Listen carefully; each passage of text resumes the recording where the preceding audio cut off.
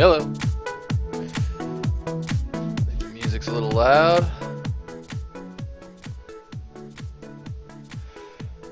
Alrighty. What's going on, folks? Last week we got the vest going, finished up the bracers. I believe the kneecaps and the strap behind the knee pad all got done last week as well. Yeah, a little bit of detail here to be done. Obviously, we're still in very low poly mode. What's going on, Jimmy and Dark and Graham? How you guys doing? Welcome back, and welcome to those of you who might be new. So yeah, I think more detail to be done. Obviously, we're still in very low resolution mode. I think, you know, we're in what's called the blockout stage, and I think the blockout is pretty successful so far. You know, the way I kind of like to test my blockouts is you get the flat shader on it and give a good look at the silhouette there, especially from distance. If it's small, you know, I like how you can even tell there's a bit of meat to the boot, even at this distance. The kneecaps are popping off nice, and just overall like a silhouette that I think, if anything, maybe the bracers could get a little bit of extra love, so they're a little bit more present. But even that I don't really think is all that necessary, because they're meant to be kind of light armor. They're not meant to be anything bulky. His lower half's got more bulky stuff there. His default skin has a lot bulkier bracers, so you know, perhaps something should be done to kind of match those. However, I'm pretty happy with him as a kind of lean and mean look. So yeah, I think we'll do some detail on the jacket today, and to see how, you know, we start moving into the high poly stuff. I think you know, you guys have watched me noodle this low poly stuff around enough. It's always fun to do detailing. My struggle is that detailing is not always that fun to watch. Yeah, it's like, detailing is can be pretty mundane, and I try to keep these streams at least educational, kind of fast moving. I try to do a lot of things in one stream so that if anybody has questions, they can stop me. Whereas detailing, I'm just going to be kind of just like adding a bunch of polys, digging in with different detail brushes. So I don't know, maybe you guys can drive that a little bit. That is. Select just jumped up. What's up, Blands? Welcome back, man. Yeah, Dark and Grim, my UI is quite busy. It's on my Gumroad too. It's available if anybody wants it.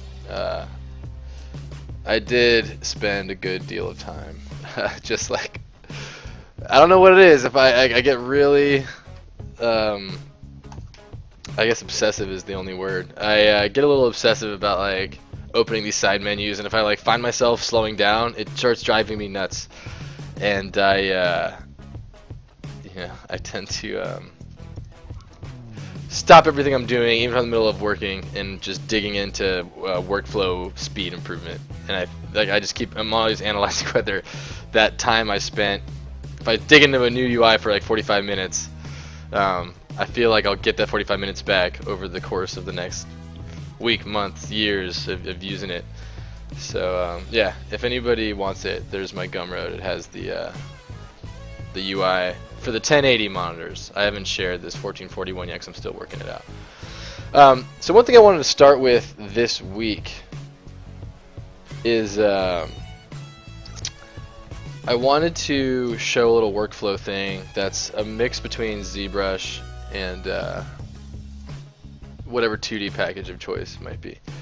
Because one thing I did do, you'll notice this little line art Z project. Sure.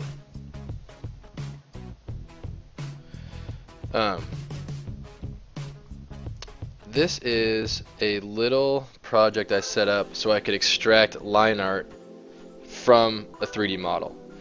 And it's not so much for the result is something that I would ship in, you know, a professional 2D concept. It's really more about, you know what, I don't really want to spend 10, 15, 30 minutes tracing out a model.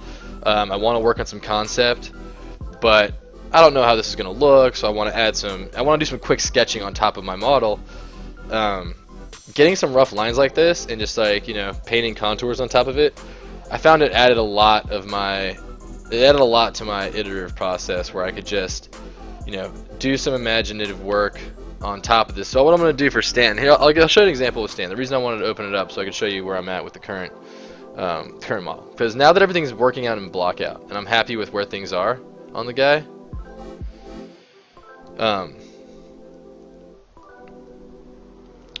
I can now export this, and I'll do the ZBrush make character sheet. Yeah, I'm glad you guys are digging it. So yeah, Dark and Grim, like, this is a nifty little process, and I don't really see it used all that often, but there's a little make character sheet button here, and what I'll do is I'll export a quick turnaround from this mesh. Let me just get the visibility going here. I believe I have some stuff hidden. Mirror to right.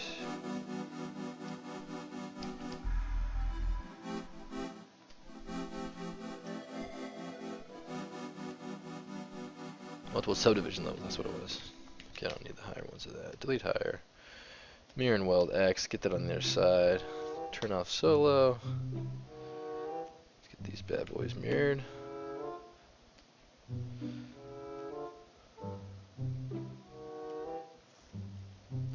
Now I'm just kind of pressing down, getting all the pieces.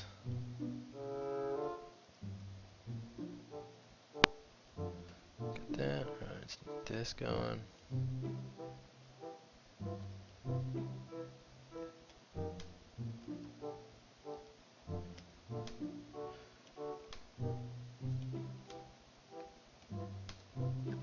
Changed the playlist up today. I think I'm already regretting it, but let's see.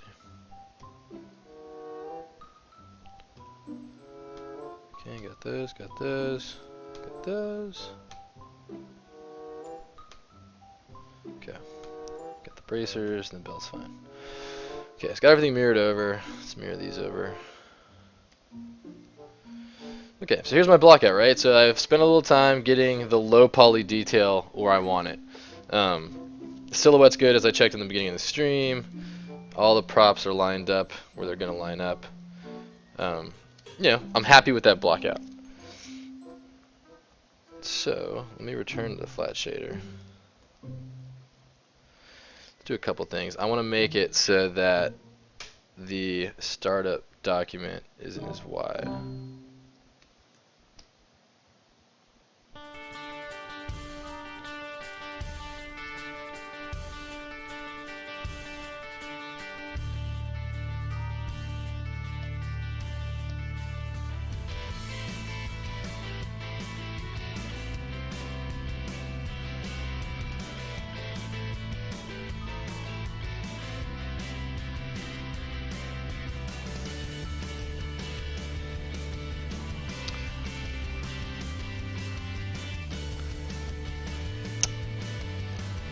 Lost my background.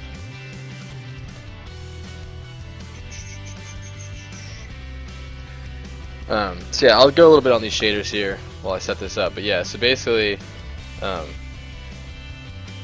it's going to change by your geo size, of course.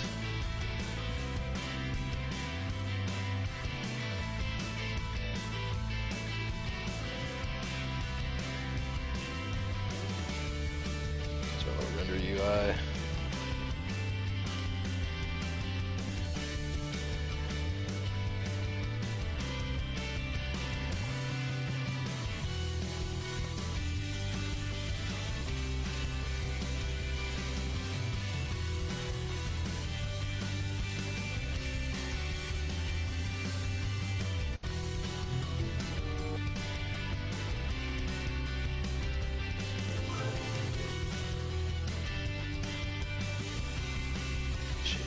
Up a little bit.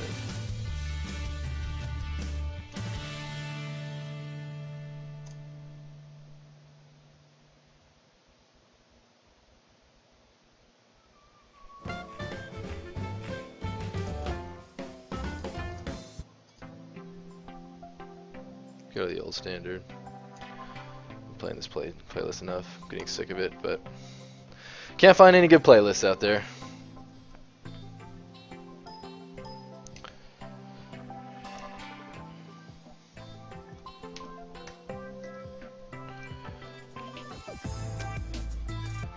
want to narrow this window a bit.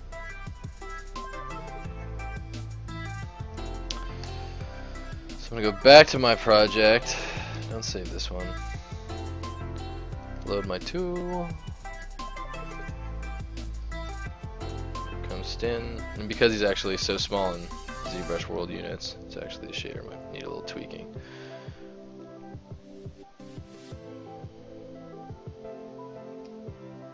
So the BPR filters is what we're working with here. That's what the shader is going to apply when you're doing a render of the thing. And as you can see, I've got cavity up to 1, cavity exponent to 10, and small cavity radius. And what that tells it to do is to find the geo, find where the shading changes, find where their shadow would be, and paint those pixels. That's basically what these shaders do. So as you can tell, like, that's a pretty bulky contour right there, but it's great. Like, it's exactly what I need if I want to go just full black and white. I'll slide up the flat shader to pure white, drop that color all the way down, and then do another render. Oops, must have missed that coloring. There you go, white. It's great, you know, like, it's a nice starting place for me to just take that into Photoshop, Sketchbook, wherever, and just start doing some line work on top of it. So another thing you can do is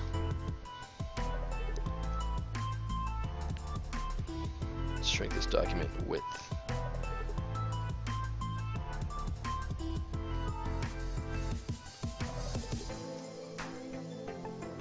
That's pretty good.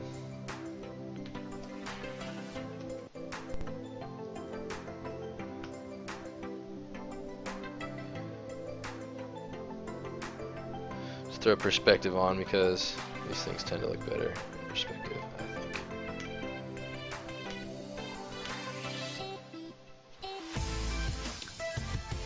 Decent coverage there. That's a solid little place. So what you do is pop over to document. I have the document page over here. Pop over to document, set the front transform view.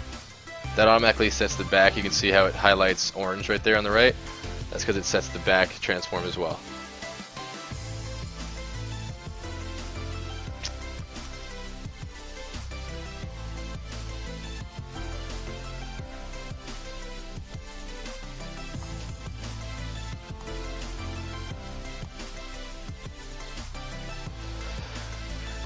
Okay, so twist it around,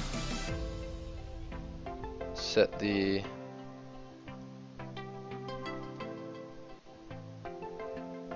I guess you would call that right. Yeah, this is the left side. Let's turn to the right. Doesn't really matter. I only need front, back, left, right. You can also set top, bottom, but I'm not going to do the top. I am going to do custom 1 here, which is just like a little perspective 3/4 view on him.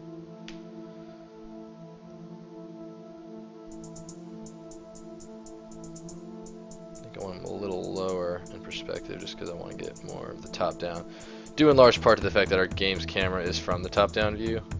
So when I set this perspective here, I want to get a little bit, I want the perspective distortion to kind of come from top to bottom. Okay, that's custom 1. Let's do one from the back, like game view. This would probably be closest to the game view, something like this.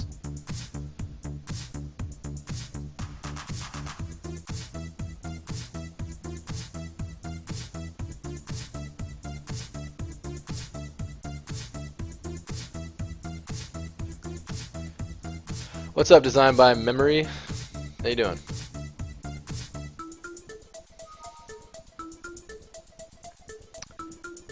Okay, so that's custom 2, which is the game view. Now all of these orange ticks means there's a camera view there. So now that I've got him all framed up,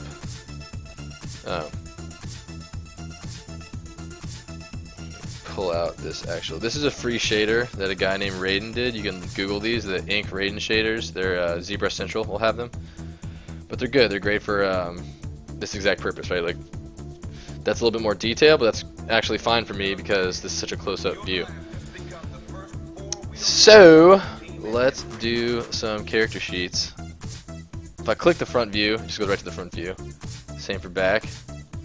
Oh, I wonder why the back transform was not right.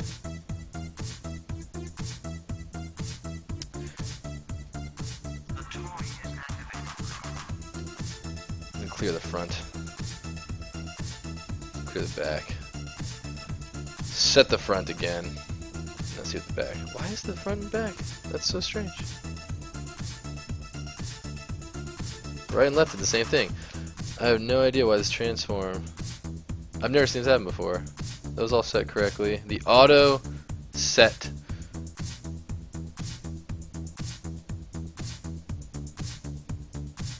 I wonder why that is. Very curious. I've never seen that do that before. Totally got those transforms wrong.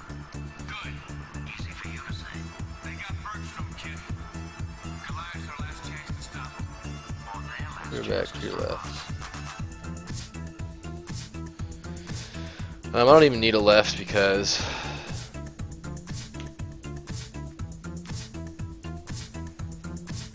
maybe it has something to do with the fact that the mesh I had selected. Anyway, doesn't really matter. Okay, so there's a back view for you. Front, back, right, custom 1, custom 2. All of them are tested, they're all working. Although, of course.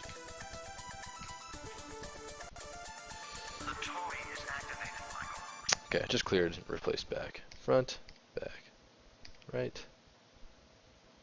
Custom 1, 3/4 view, custom 2, back view. Right, great. Those are all the angles we need.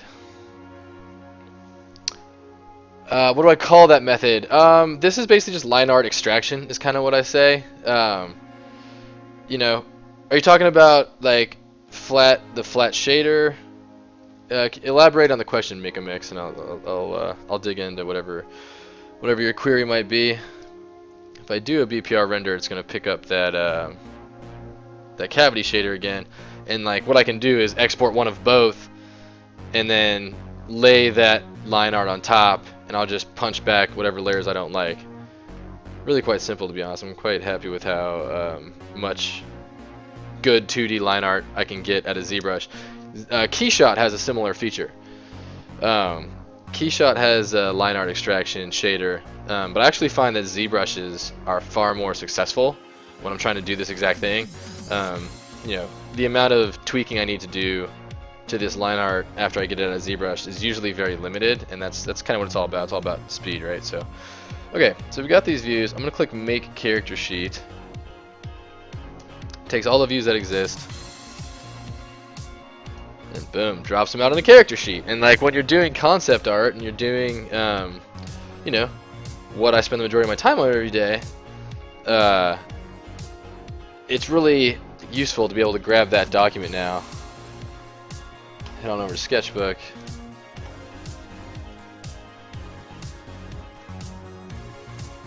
Character strip.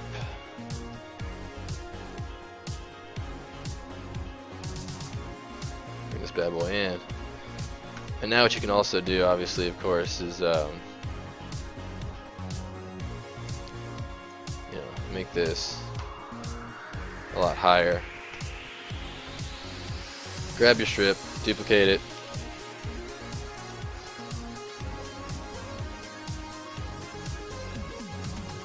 Oops. And start transforming them up.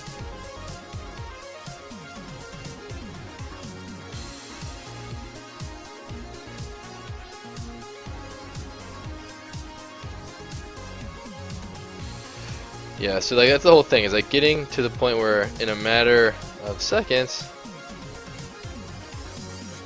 now I've got just a perfect sketch pad for testing out my concepts.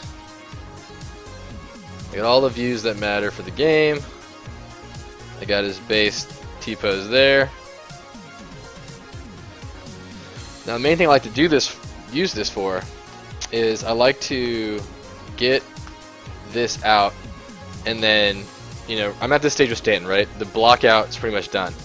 I like where everything's at from a sort of silhouette and size and scale perspective. So now that I'm going to start detailing this bad boy, you know, it would be a lot faster for me to start, you know, painting in where I think zippers should go on the guy. You know, start just like getting some like rough ideas down of like what this should look like.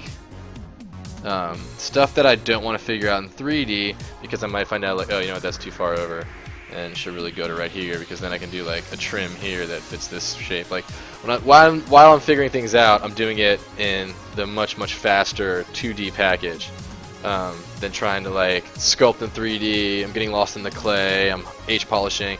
You know, like finding that balance between the 2D and 3D and just keeping yourself moving forward quicker is what it's all about. It's not so about like this is faster, that's faster. It's about what you're faster in, and getting to the idea the quickest is really kind of the most important thing. You want to just get to the idea the quickest so you can start producing it, because once you have a solid idea, building's not all that hard. Once you kind of get yourself to the point in ZBrush where you can create the shapes you can imagine, there's very little shape I can imagine that I can't create in ZBrush and retouch and do whatever I want to get it in the game. However, picturing now the challenges are, as an artist, is picturing the shapes that you want to create, picturing the content that you think might look cool, getting it on paper and finding out what the idea actually is, like getting the cloudy, fuzzy thing that might be in your mind created is really the new challenge. Like the first challenge is, how do I work this tool? I'm all thumbs here. I can't get the thing you know, executed the way I envision it.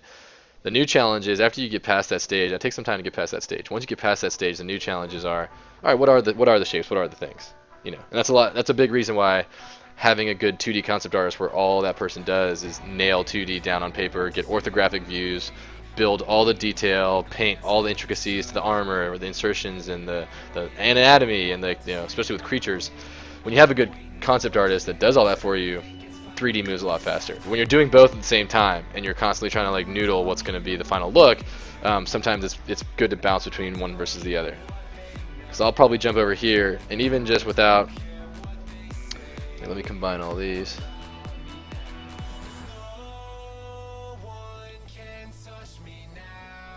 Jeez.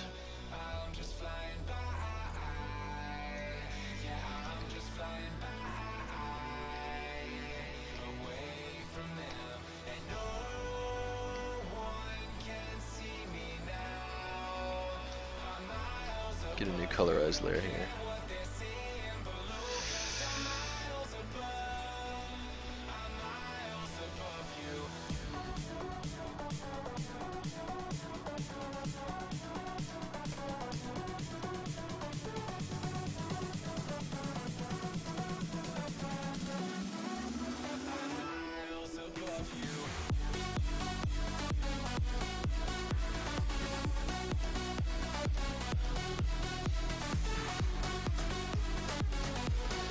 So yeah, with that little bit of effort, now I got a little, you know, now I can colorize this all pretty quickly. Maybe even pull out the paint bucket. Oops. Make sure this thing samples all layers.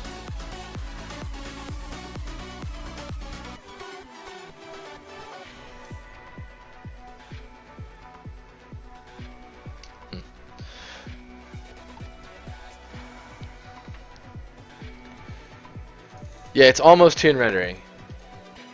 Okay, makes a flash state still. Yeah, all it is this little flat color shader. That's it. I put it in my UI, but if you go into, this is built into ZBrush. So if you go into the material, where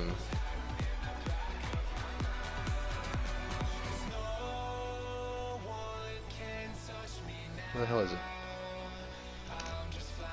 I thought it was the standard material. It's in here somewhere. I had it on my UI for so long, I don't remember the last time I had to dig it out of this menu, which is a big reason why, if you were here for the start of the stream, I talk about why I don't do that all that much.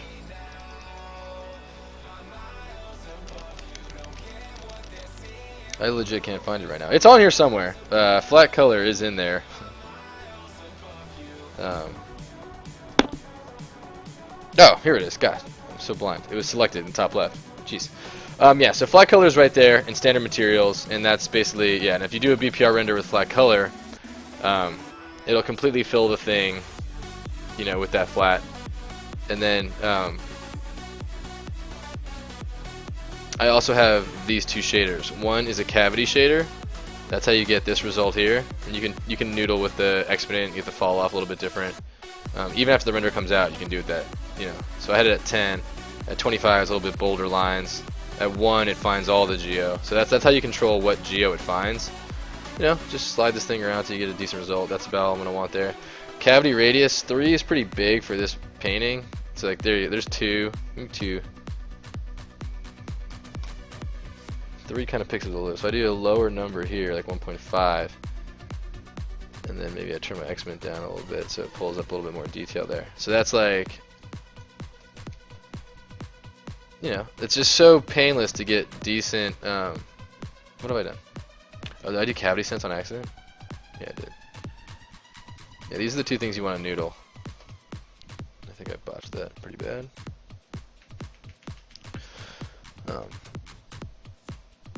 Yeah. Anyway, the cavity sense is at like 2. That basically dictates like what it picks up. So let me just find. That's a decent one right there. Why not? Cavity exponent is like, I believe the shading fall off. That'll find more of like the rounded forms.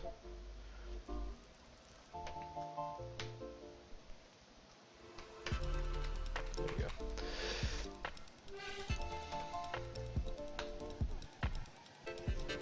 Yeah, so you noodle those around because every model is going to be a little bit different.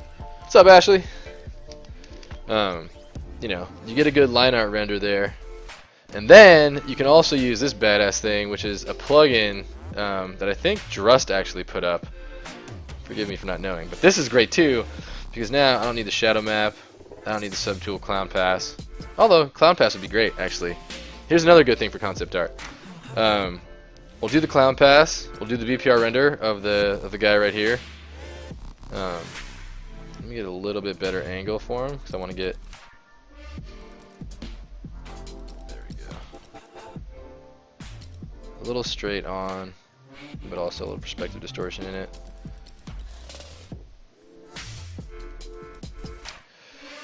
Now we're gonna get BPR that.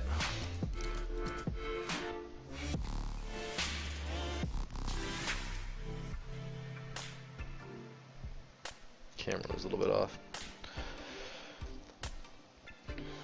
And again, like this isn't gonna be as, you know, perfectly lined up as, you know, something you would do in with a proper camera, a proper 3D rendering package, but you don't really need one.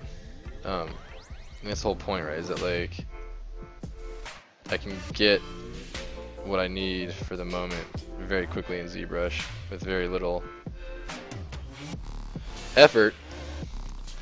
And I'll send this concept over to Photoshop. It'll build a nice layered file.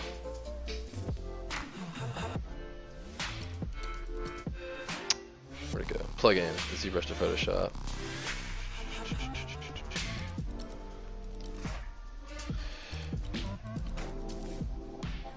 I only want the clown pass, the mask, and this render here. You can also, if you're doing like an actual 3D render, you can get the subsurface shattering layer.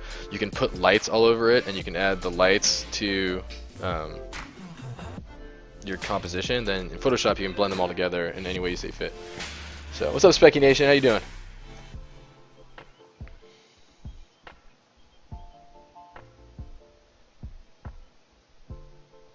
Still leaning a little too far forward, actually. It's kind of annoying. It's actually something I can correct in Photoshop. So yeah, basically what it's doing is just like, it's going to use this shader that I have.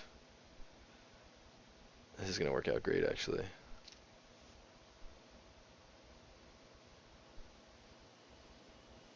The bracers and the skin are a little bit too close in hue. So yeah, it fires that off to Photoshop and then builds you like a perfect concept sheet that you can work off of.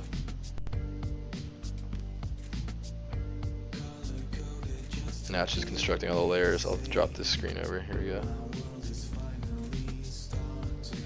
So yeah, now we have this like, close this timeline down. Got the clown pass there. So what I can do with the clown pass, I can then come through and magic wand select. Come on, sample all pairs. There we go. I can magic wand select, and now I have selection sets for the part of the body I might want to change. So like just by selecting those three things, I can go to the bucket, grab like a dark skin tone,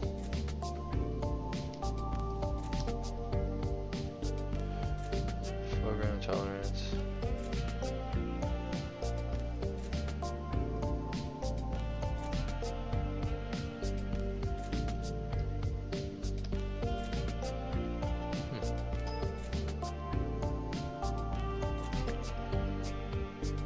opacity 100%, blend mode normal, opacity 100%, oh no.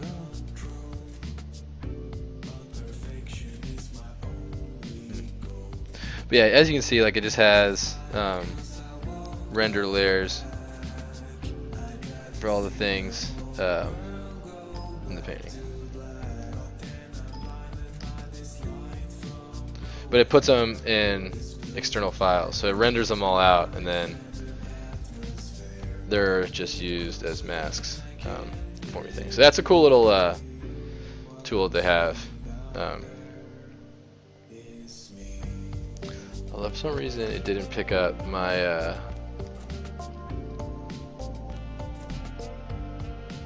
looks like it didn't use the shader that I wanted it to.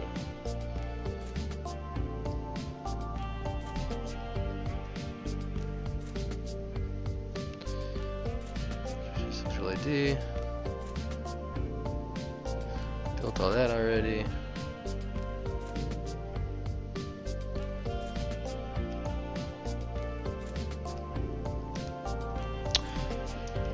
But yeah, so there's that.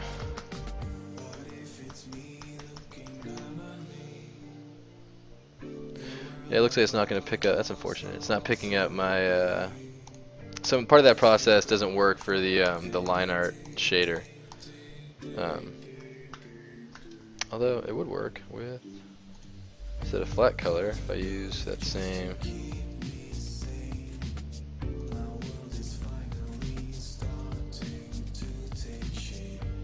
Some of these ink shaders from Raiden.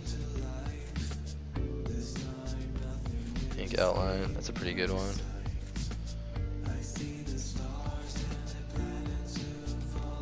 Ink shade black, ew, that didn't work. Ink shade, no good. Ooh, there's the one. Now we're talking.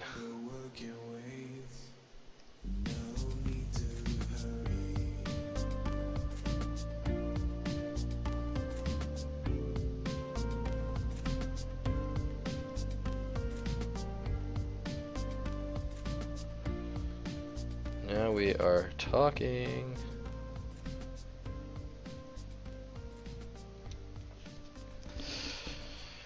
Let's go back to the plugin. Let's get that subtool ID back in there.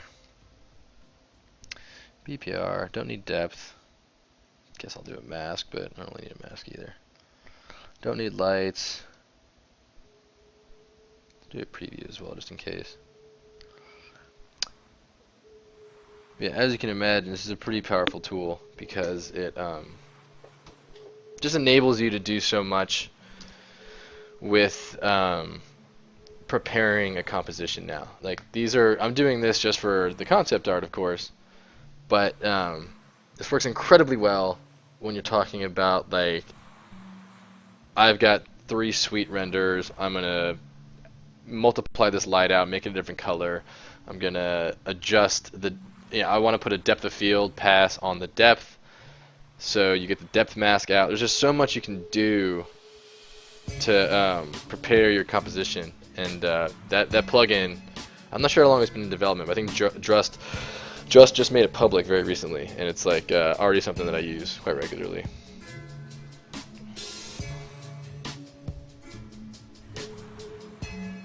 See, now we're like talking. Like now we're like got a little bit of a starting position for this bad boy.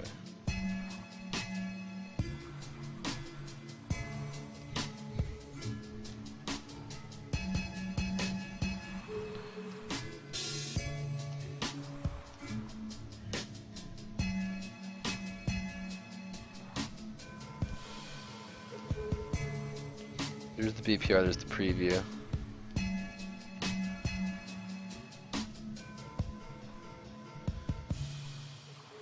And preview has more detail.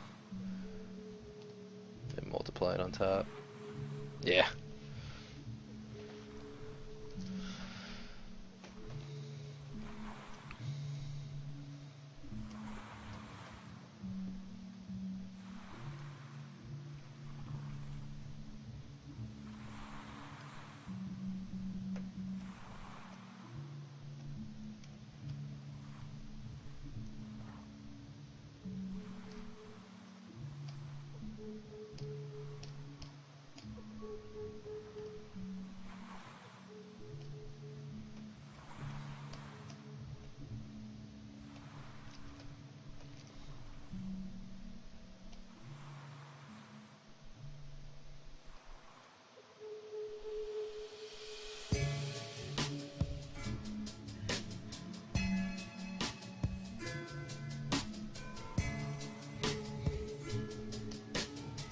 Put the nice fill layer in the back so I can put a decent, you know, change the hue a little bit.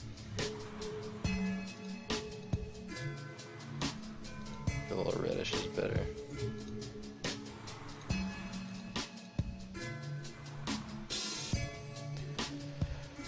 What's up, Rodeska? How you doing? Yeah, this is a video game character. It's actually live in our game right now. Well, not this skin, but this character is the model the skin's being built for.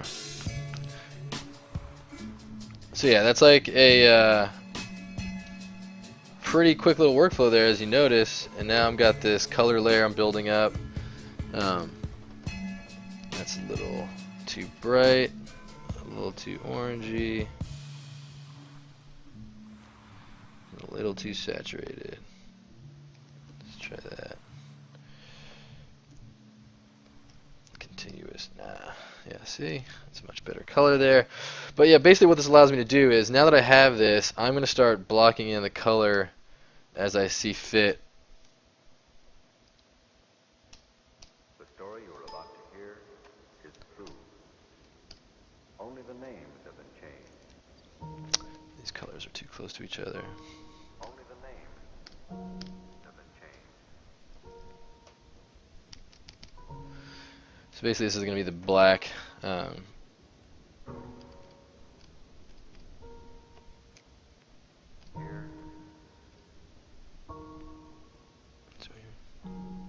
Only the names have been changed. So all the places I want there to be like kind of a leather. The story you are about to hear is true. Only the names have been changed. I think that'll probably be the black leather as well.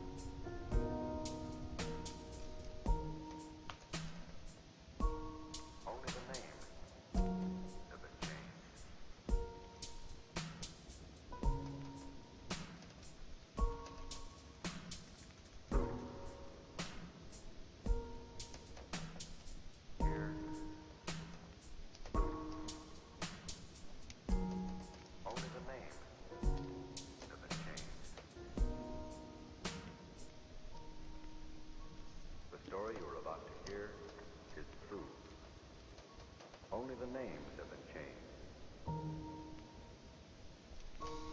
Only the names have been changed. Yeah, Rodeska, this is this is for Disc Jam. This character is like a wrestling character, like his like backstory is. But let me just open that up. All of their in-game outfits are like American Gladiator style. So like, I think this character's in this screenshot somewhere. I guess not. That's him right there. You can kind of see him. You look way close. That's him right there in the middle. They have like their sort of American Gladiators of the future kind of attire. That's him in the background there as well.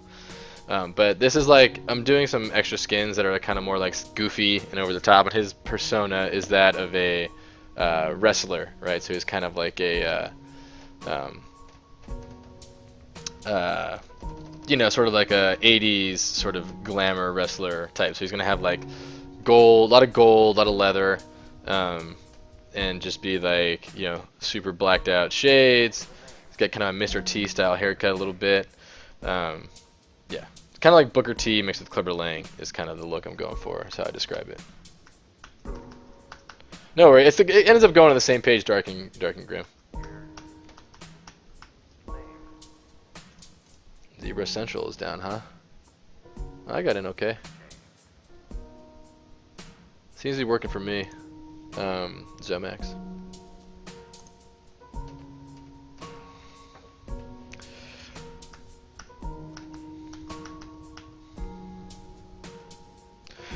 So I won't go through the rest of this because you know, it doesn't really serve us at all. But you know, needless to say, that's how that works.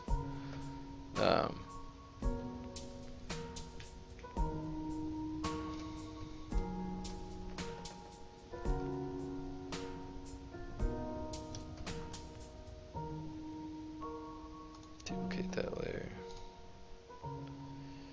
and rasterize it. Rasterize the layer.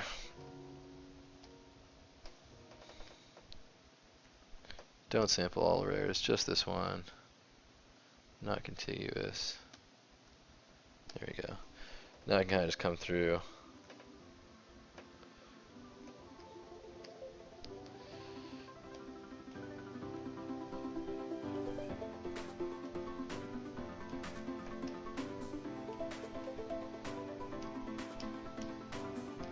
And I start breaking out like, okay, what's gonna make sense, where, what's not, like what color palettes work best.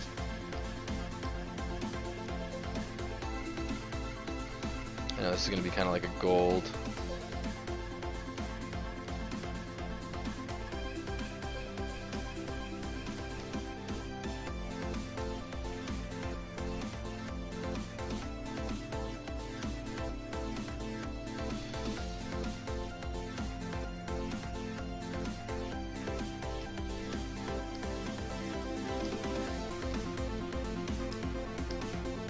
Oops.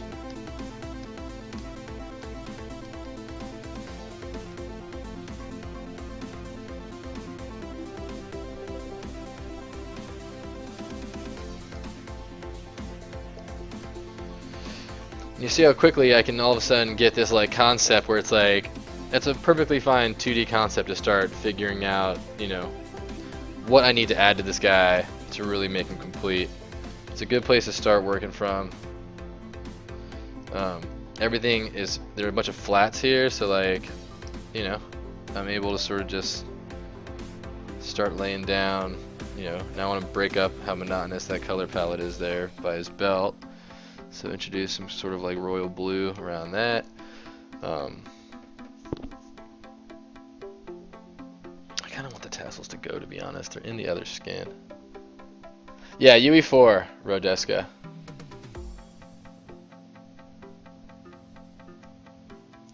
Yeah, if it's probably going to be Zomax like on your network. Like it might be on your router firewall. It's not going to be on your computer. If you can't get it from one computer, you're not going to be able to get it from like any on that router.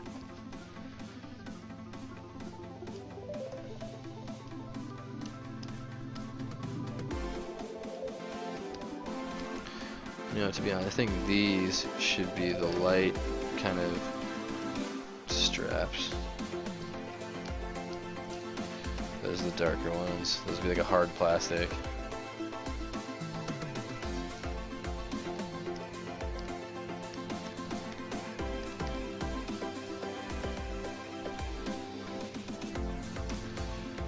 Part of me thinks I need to do like a white back there.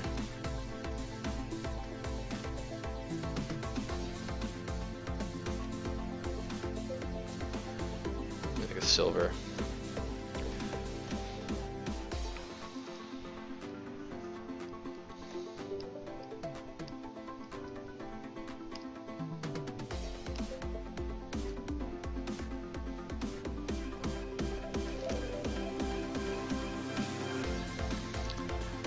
Bring in my reference for this guy.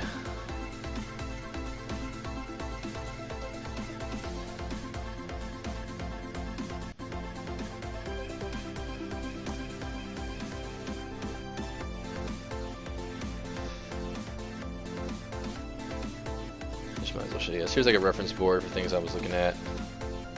You know, something like that. You know, it's just like mostly black and white, black leather, white trim.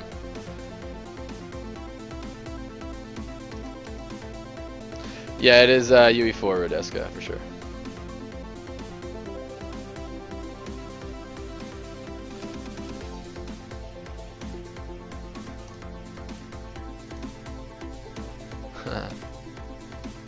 Yeah, it's pretty epic.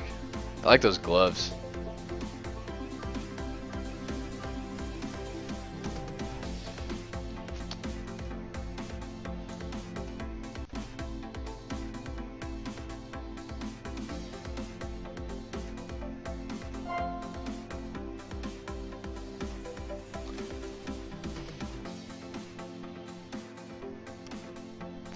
So yeah, basically, it's a really easy way to get your concept down on paper and start messing with things. Wanted to show a couple different workflows for that, so I'm just going to save this off so that I have it for later. Characters, Stanton, concepts, icon scan. That'll be helpful for me to have later, because I can just do some paint overs and start, like, you know, while I'm sketching out details, dig into where I think the details should go. One thing I wanted to do is, like, I wanted to start putting his name in places on his outfit. So, like, you know, I wanted this to be black, the same as the plastic here. And then come in with, like,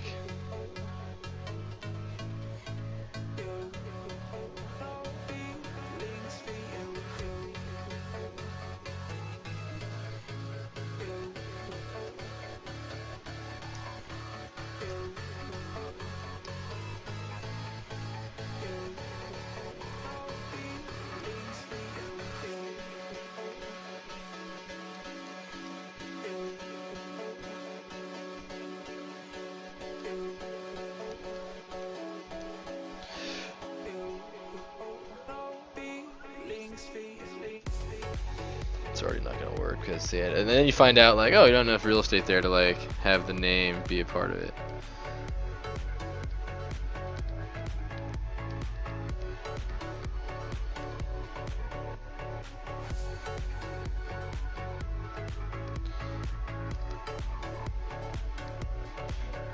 You know, things like that. You know, I start painting in the details, finding out what's gonna work, what's not gonna work, and you know, that's kind of the whole point of doing things. Because I start trying to model that stuff out, I find out a little bit too late that oh, like the legs aren't gonna work just right, and so on and so forth.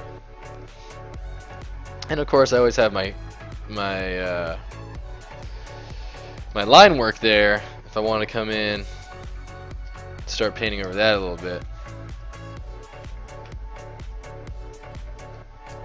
That's all gonna be conveniently masked out by your character, so you can like paint outside the boundaries and it won't come over. Yeah, I'll grab a nice like blue pencil.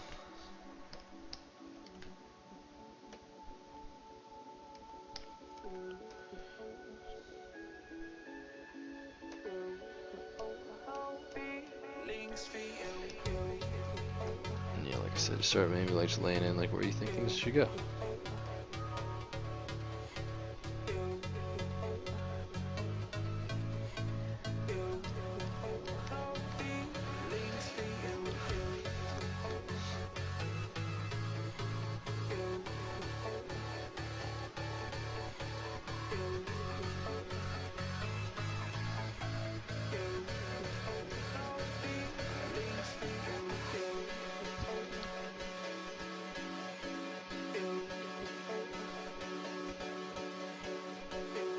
Yeah, so anyway, I won't bore you with all this, but yeah, that's just a workflow example.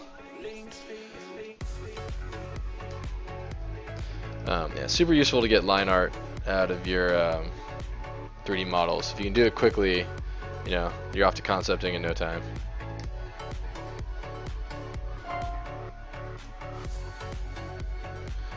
Same as this. Yeah, there you go. And then you got some nice multiplied layers. You can come in here, paint up like maybe I want red leather vest. Get all those masks down, and then yeah, you have a nice little character sheet there to work from. That's also a good time to kind of work small. Like you want to just kind of zoom out. Maybe go to the point where you like want to get more drastic with it. Put devil spikes in there, you know. Increase the brush size to pretty crazy place. Yeah. Anyway, concept art workflows. I wanted to share that.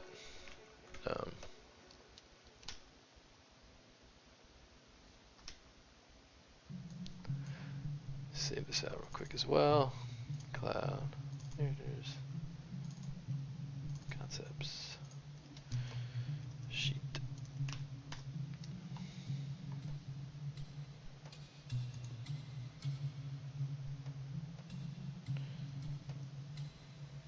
Okay, back to work here.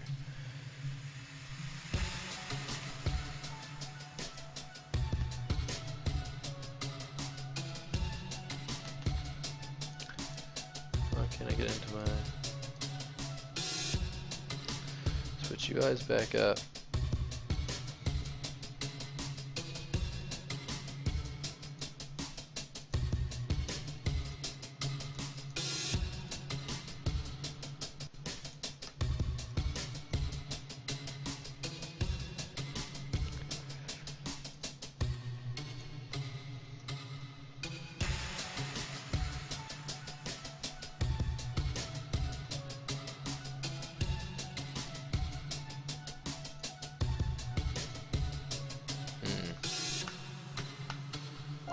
Can't get my lightbox back.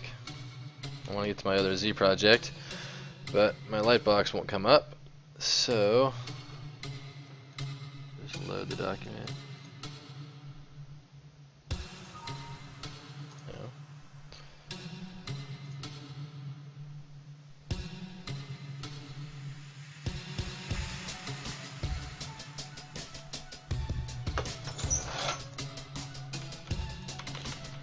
I have to restart.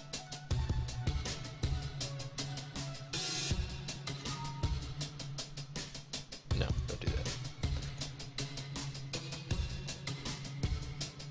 Open file. That's what I'm looking for.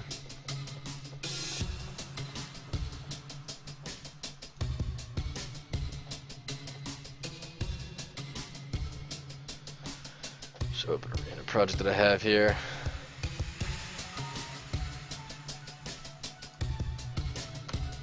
Oh, whoops. There's a little shoulder armor for you guys.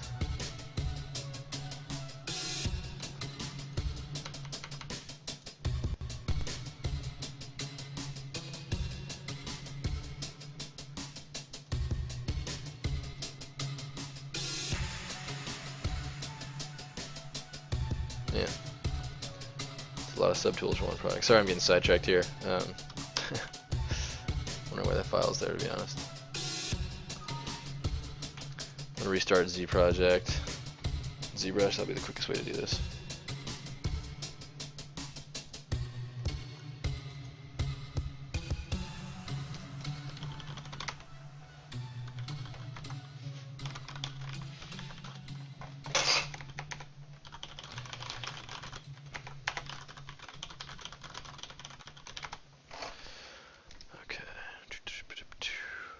Alright, here we are, back in business.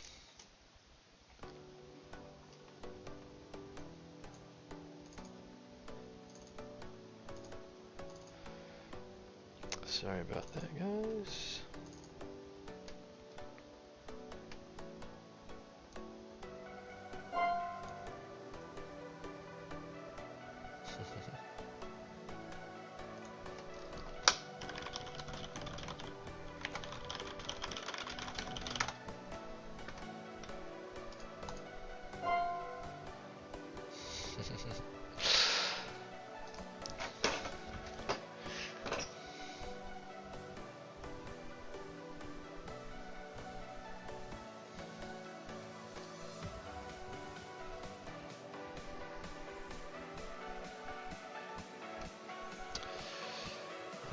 see. So I guess it's time to get into the vest. Yeah, let's do that.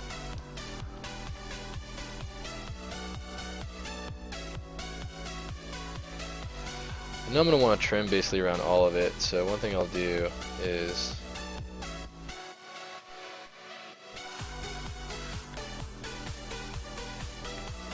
I want to build a collar for it, and I want to build a trim around the whole thing.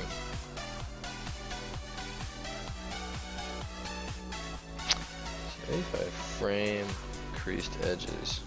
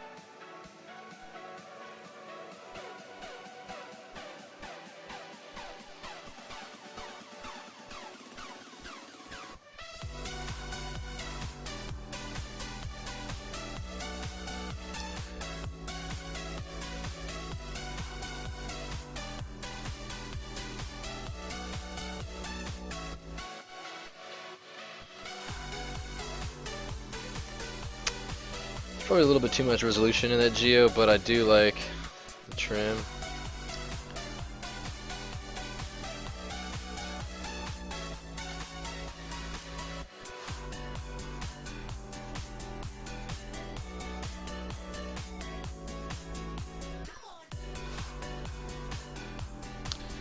I'm going to group by normals here so I can grab that orange bit there.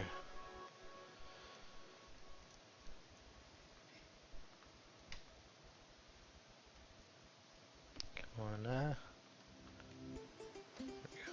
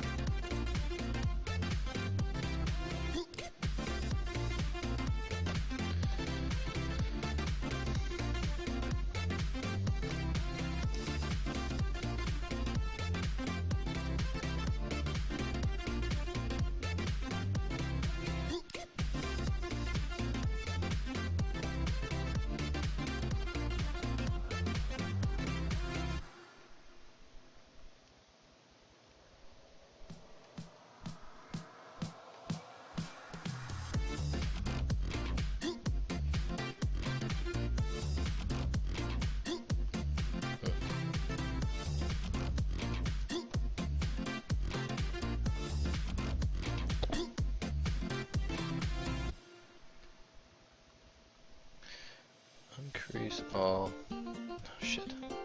I'm do this with creasing.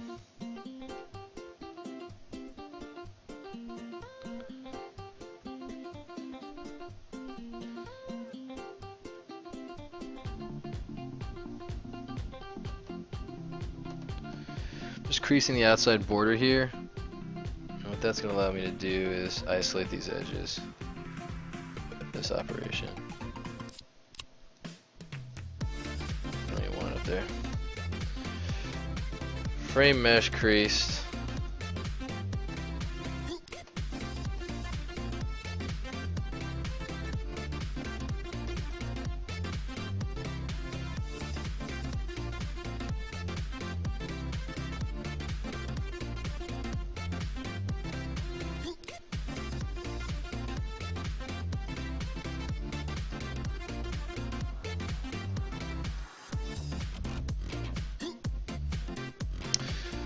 It's so weird why it's connecting there. It's not supposed to.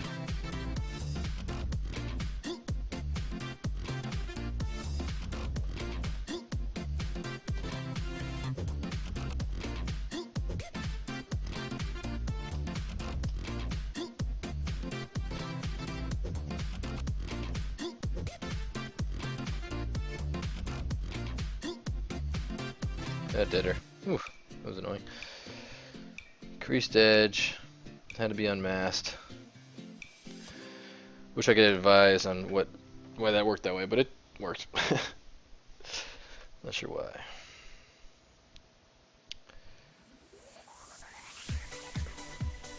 Now let's mess with the curve step on this bad boy.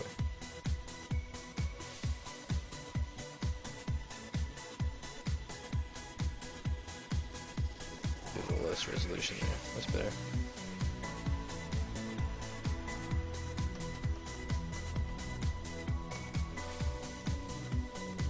Press 5 to drop one of those down.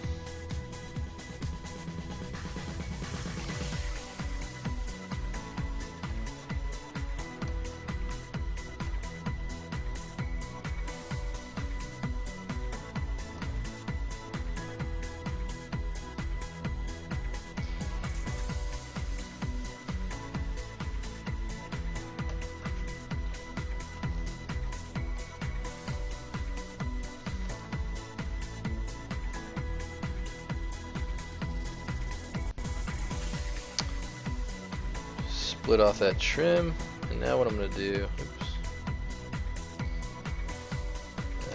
that one, split hidden. I'll save all the trim on a separate subtool.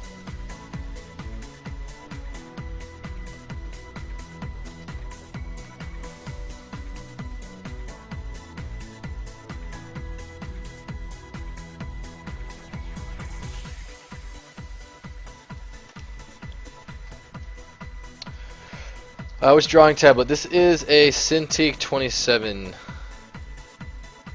forget the model number. Cintiq 27X or whatever it's called. I'm not sure what the model number is, but it's a Cintiq 27.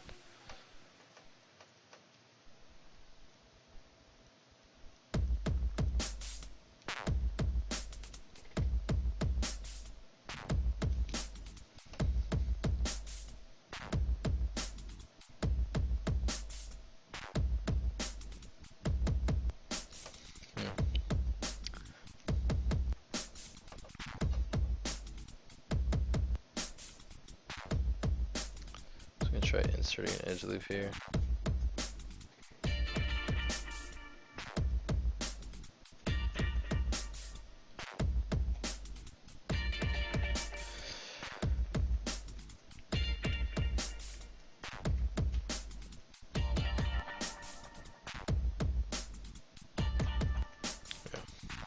Now that I split off that trim, I returned it to where it was in the beginning. I wanted to maintain the polygroups that I had.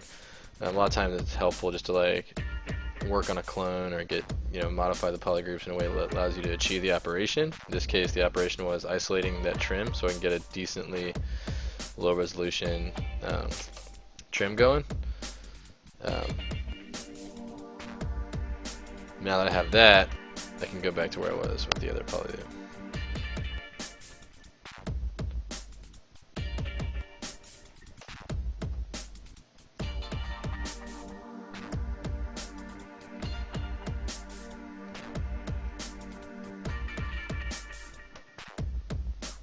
One thing I know I want to do is this.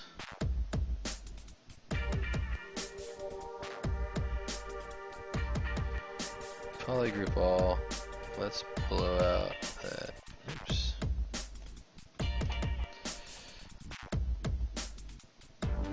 Polygroup island will be just this outside bit. Let's grab that.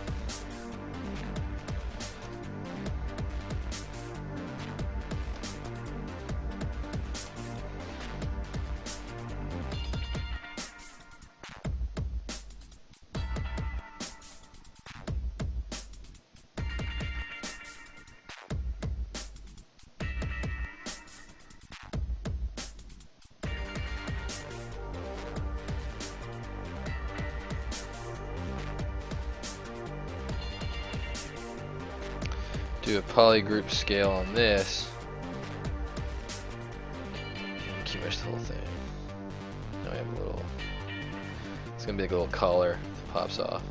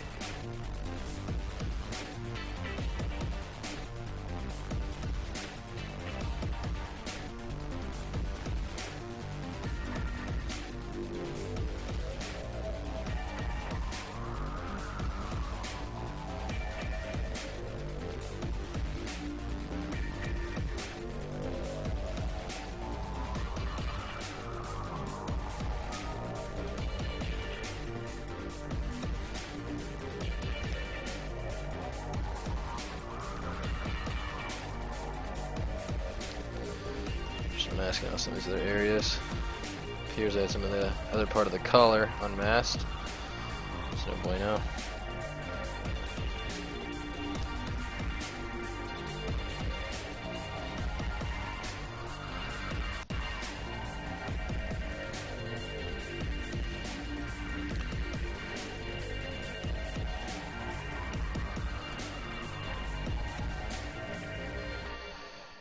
Split hidden, give it a little neck strap its own thing, and once again, just return this to where it was. Keep it sanitized. Just make this collar.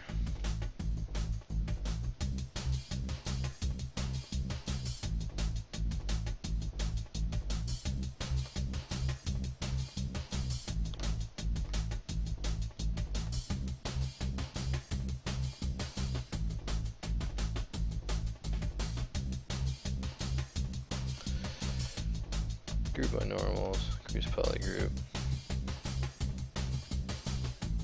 Okay.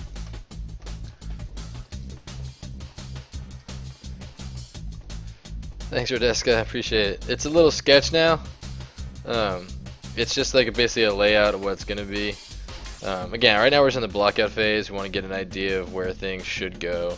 One thing about the belt is that I definitely want to. They definitely need to like squeeze it down a little bit. It's riding a little bit high, but you know the back of his torso is limiting how far up it can go. So I'll have to drop that all in the transpose master. It merges them all down into one subtool. Do your transformation, and then bring it all back. That's all I'm gonna have to do there. It's gonna take a little bit of cleanup. 1502 random. What's up? Welcome to the stream. I use the Cintiq 27 as I mentioned, and then for a beginner, you know, I honestly, it's like, if they weren't so expensive, I'd recommend everybody get a Cintiq just because it's, for me, working on the thing versus, you know, I used to work with the Intuos and just looking up and working down, there's just something missing for me. I don't know what it is. Jeez, what is this song?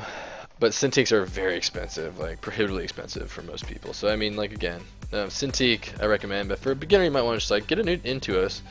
I think it's worth getting the Intuos over the bamboo tablets. I think the extra features of a proper Intuos tablet from Wacom is it's worth the extra. I don't know what it is, maybe a couple $100, something like that, or $100 or so.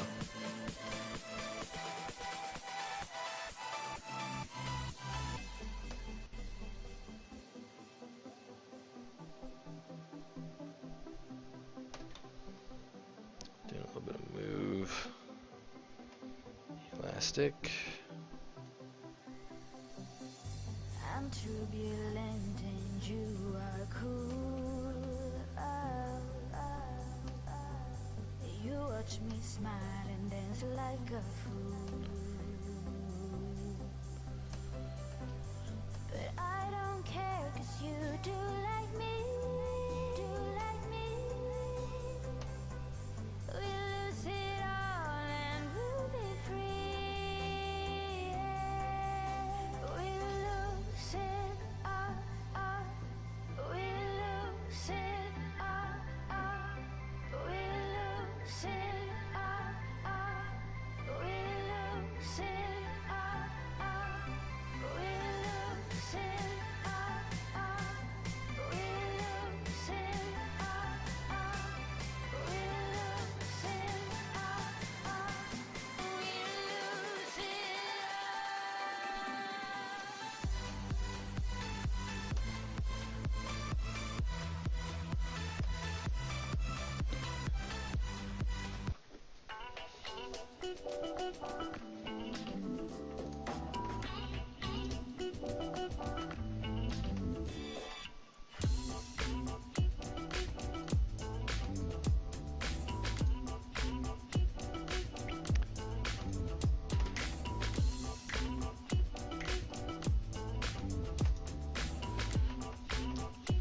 Okay.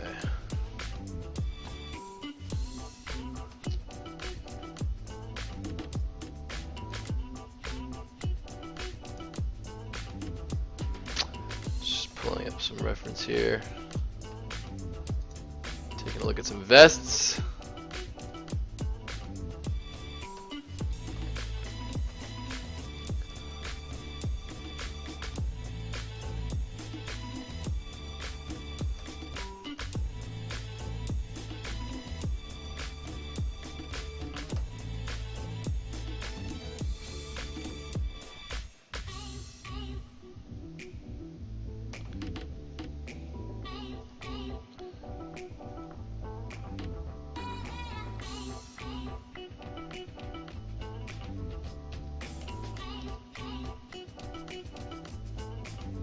What's up, Camille? Camille? Camel? VP? What's up?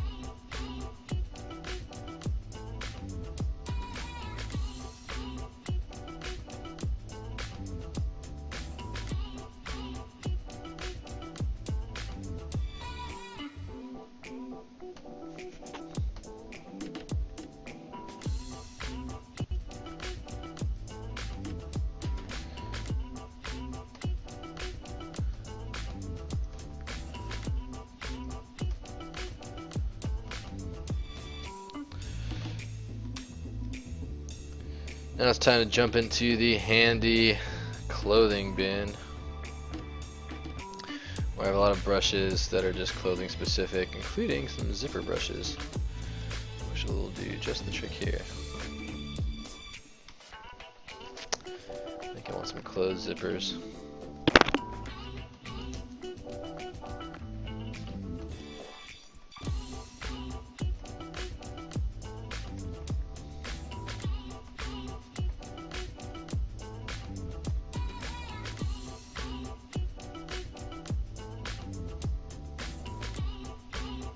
These are also brushes that are available on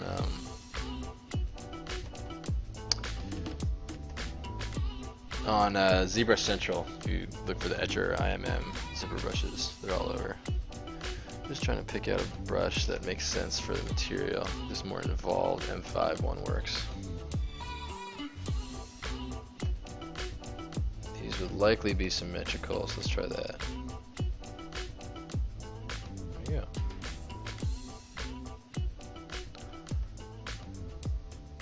Even smaller, probably.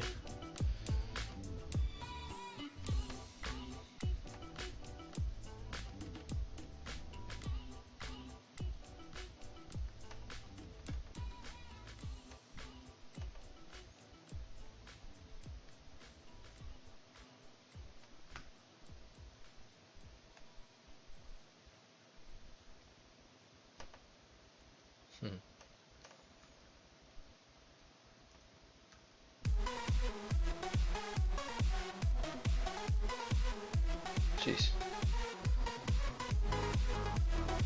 Working on this model, too low a resolution.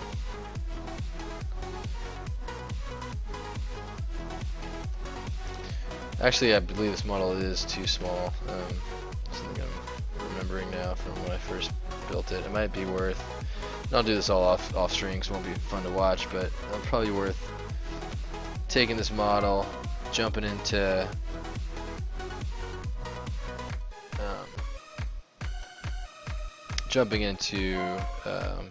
Subtool Master, taking the model and trying to get it to the point where it's a reasonable scale. It's unfortunately one of those models that from the beginning it was a little bit too small, and then it was like kind of too much detail to correct it all, and then it got out of hand.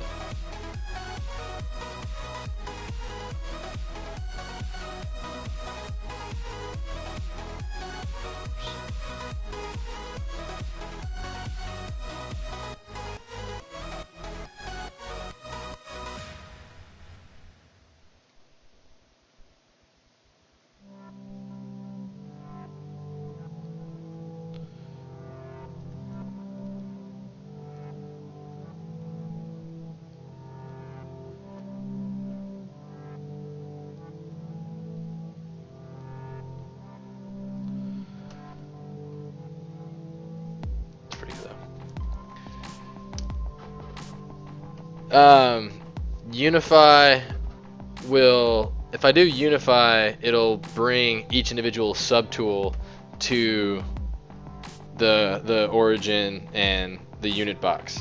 I need to take the entire mesh and unify the whole thing. For example, like, let's save real quick. If I unify this,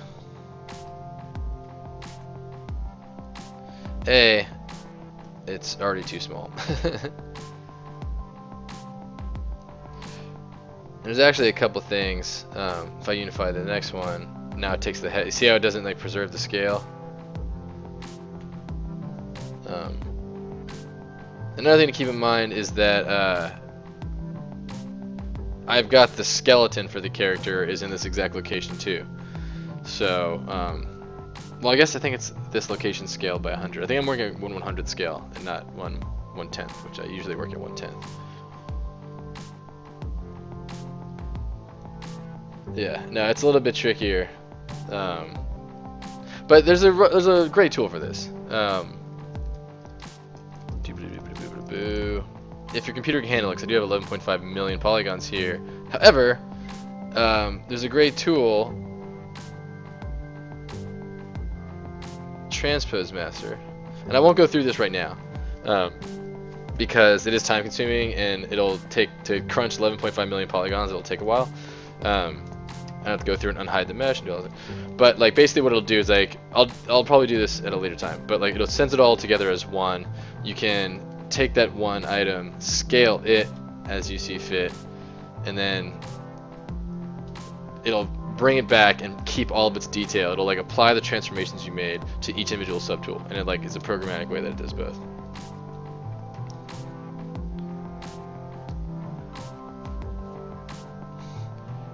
Yeah, T-Pose Master plus Unify could work, but then again the problem though is that it's gonna move the entire mesh to the origin, and then like that's gonna just arbitrarily center the pivot of the mesh. The reason that doesn't work is, if you can imagine, in the game engine we have our ground origin, and Stanton's legs and hips are exactly where they need to be for the skeleton that he's rigged to line up. So the main thing about that is that if I transform like forward and back in the forward axis at all, Unify is going to bring him to the origin based on like his hips and the center of all of his geo. When you do that, I'll have to then replace it precisely where the skeleton is, because the skeleton is basically like the root of the transformations that take place in the game engine. So like it's very critical that you always, when you're making updates to a model, you maintain that skeleton. And it's kind of a pain in the ass to, it's more of a pain in the ass to fit all of the geo back to where the skeleton is after doing a Unify than it is to just like let me drop all this thing down into one mesh, and then I'll grow it out to the right size. That's like, you know, I can do it X10. There's even like a scale master tool, I believe. Thought I had it installed. It's another one adjusts.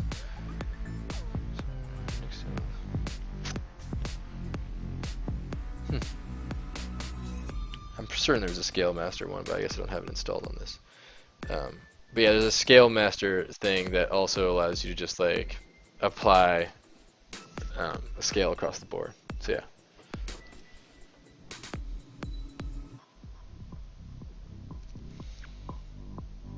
Okay. What's up to? Zippers. What I was doing.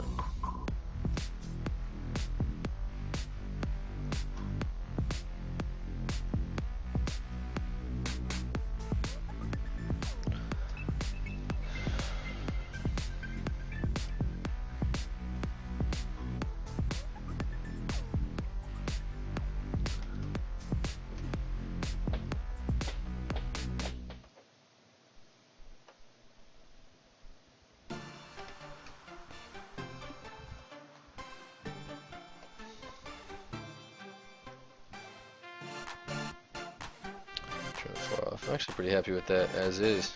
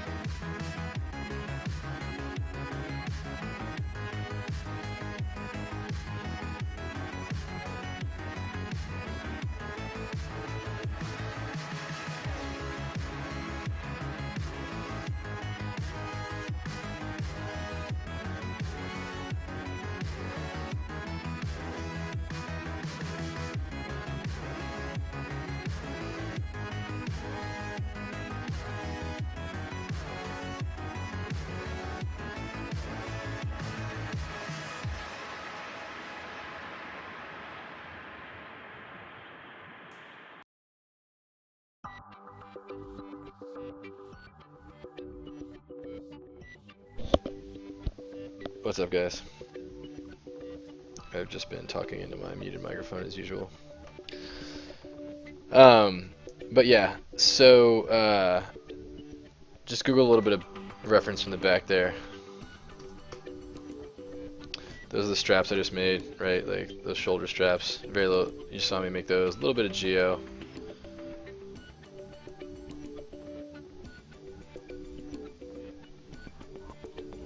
I've already broken this though.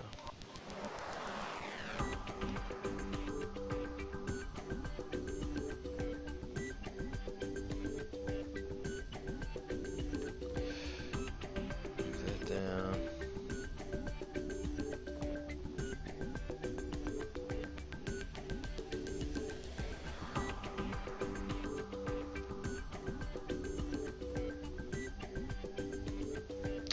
I'm not wild about that trim. I'm gonna get rid of the trim for now.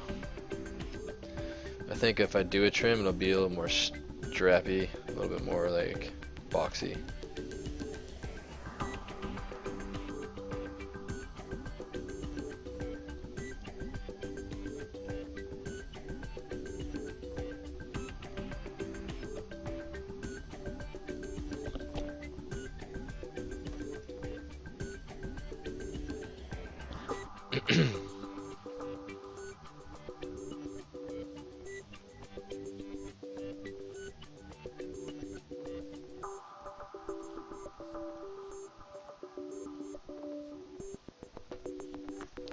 Yeah, I think I'm gonna add some more. So if you guys were here for the beginning, you know, this character strip is a perfect place for me to start painting things like this in. You know, probably not a cross, but like some sort of design, maybe like a dollar sign, you know, maybe some sort of, you know, Disc Jam related emblem, or do like a big Disc Jam patch on the back. That might be cool. But yeah, like that's why I do those line art exports of the render, because then I'll drop that into the 2D art, start painting some different examples on there, and before long I'll have something that's, you know, pretty closely resembles what I need to, what I'm after here. About halfway done, a little more than halfway. I'm going to pop off real quick and grab a drink. I'll be right back, guys.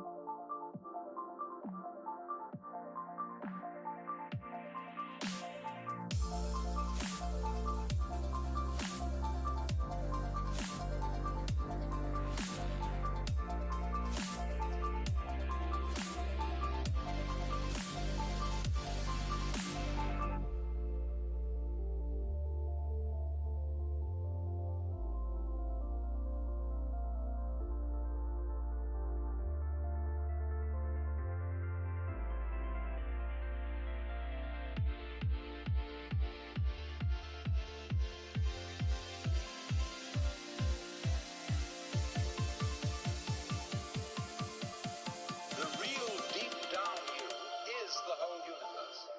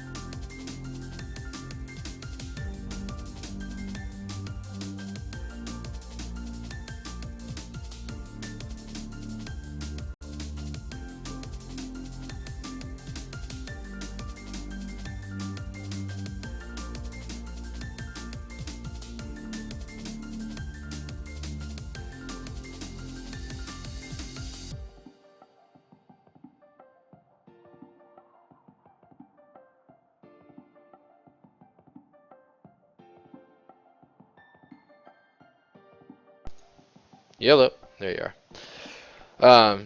Doug E, what's up? Yeah. This is a single brush from a guy in the. You should be able to hear me now. This is a single brush from a guy Etcher. He's also got some really good tutorials out there. So yeah, that's something to check out for sure. If you go to ZBrush Central and just look for Etcher Zipper, you'll find it. It's actually kind of overwhelming. I never know which ones to get. P is plastic, and they have 10 plastic, 12 metal, it looks like. Yeah, Etcher's got some really good stuff. He's got some tutorials as well, like really good like PDF tutorials, like showing some of his processes.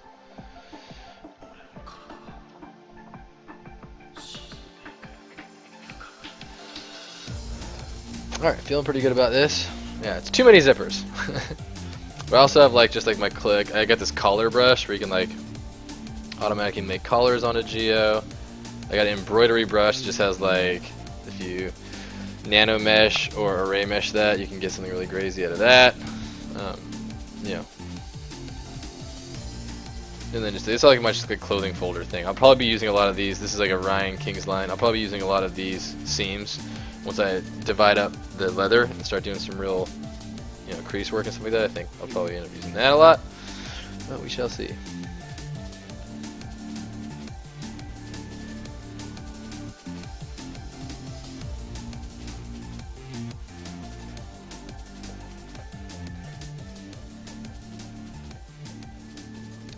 One thing I know I'm going to need is I know I'm going to need a zipper here. So I might as well do another zipper for the front of this guy.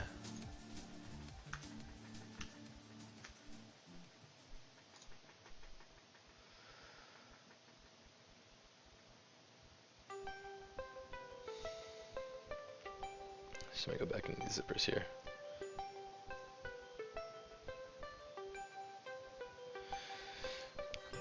Another thing that's cool about these zippers, by the way, is that I believe I used M9, metal 9. Is that, well, I'll use it for now, which is important. Oh, you know what? I don't even need. If I press M, you can do one side or the other of the zipper. Ooh, that closed one's way better. Do I gotta redo all my zippers now because it's so much better? I think I do. I actually like that. That closed looks a lot better for the jacket. Yeah, I gotta do this again. Criminy. Alright, well, let's get the right size. Is that the right size? Probably a little too big. Let's try 3. 3 is a good size. Let's hide these zippers. Yeah, it's already a million times better. Wow.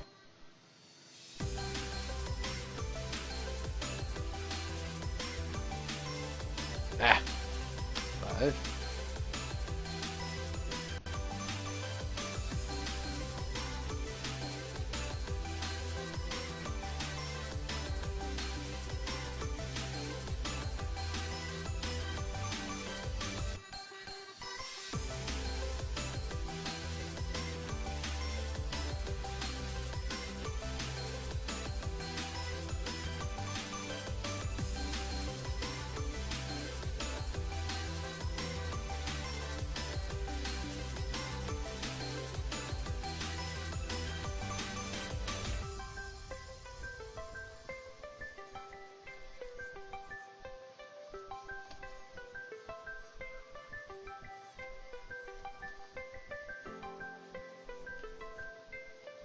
Ooh, oops. Auto groups.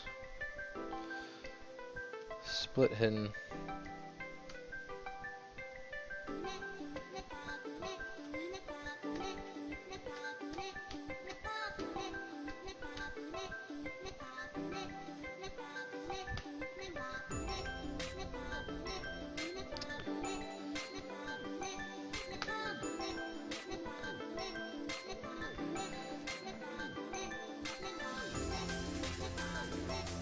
Yeah, that's way better.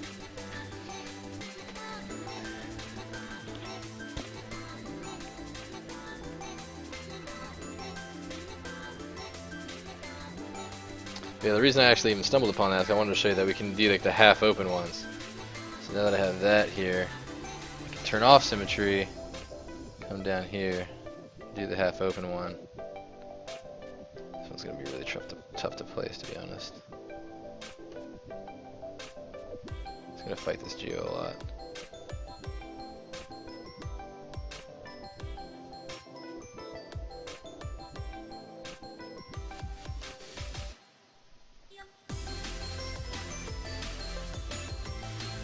Probably be the kind of thing, to be honest, I probably want to separate some geo out to do this on, and do it on the geo automatically. It'll just be a lot faster. So what I'll probably do is I'll take this,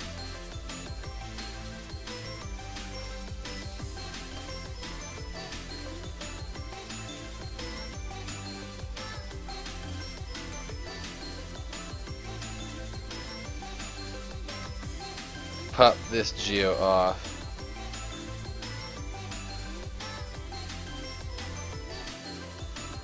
split hidden,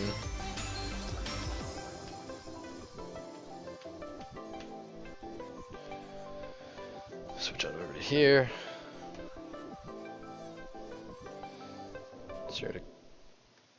insert where I want that curve to go, crease that curve. Now I can frame creased edges. What? Crease on crease all. Crease that, frame creased edges. Now I got two curves that are perfectly aligned, and I don't got to worry about drawing the actual brush. That's a big part of it. Now I'll do this one. See, now it just goes exactly where I want it to do. Follows that curve perfectly. Now I got a curve. I got a zipper right where I need to go. See that? Zipper man for Stanton. I like it. Coming undone in awkward moments. Yeah, also accurate. Where is the zipper? The side the zipper's on is the right side, though. I feel like that's wrong. This is left flat open. Well, it's left on the brush, so it's going to remain left.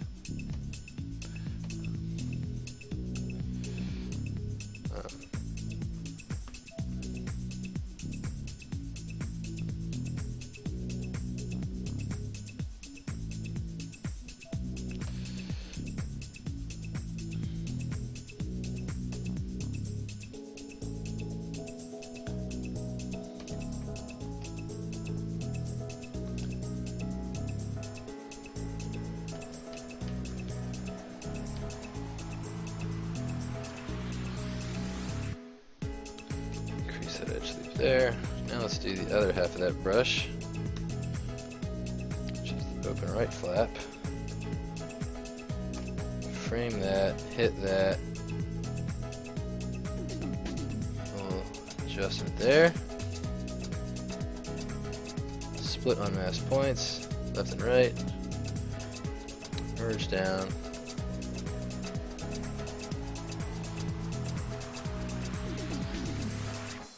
Don't need that stand-in geo anymore. There we go. Now we got some zippers there that conform to the mesh as I would like them to.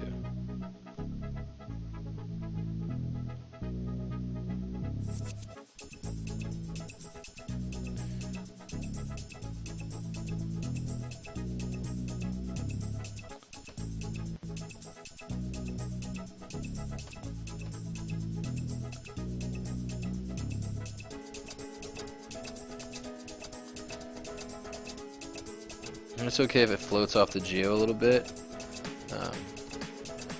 Reason being is that if it's floating off the geo a tad, the bake will be a little bit easier to execute when I actually bake these textures down and get ready for game.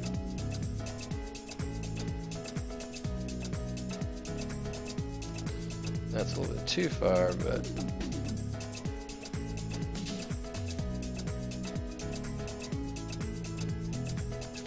oh, you know what? I think I know. Foolishly, it's because I pulled them off so far off the surface.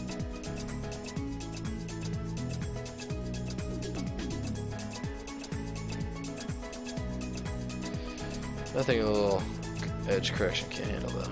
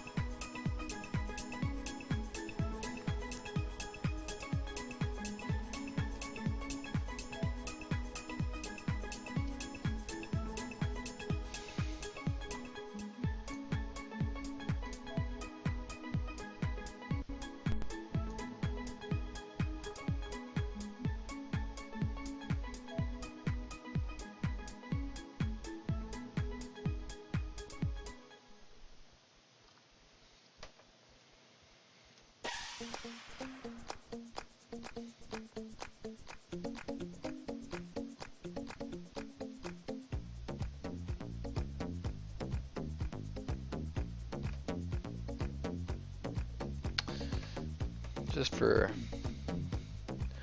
posterity, see that one more time. We'll do it from this one to that one. 2 down. There we go.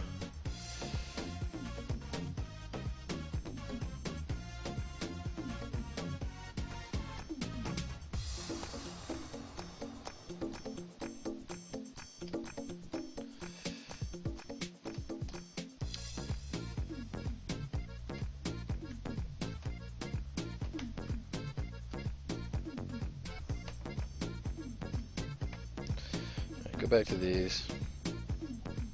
Uncrease all. Make sure I have no creases of any kind. I'm gonna insert right in the middle.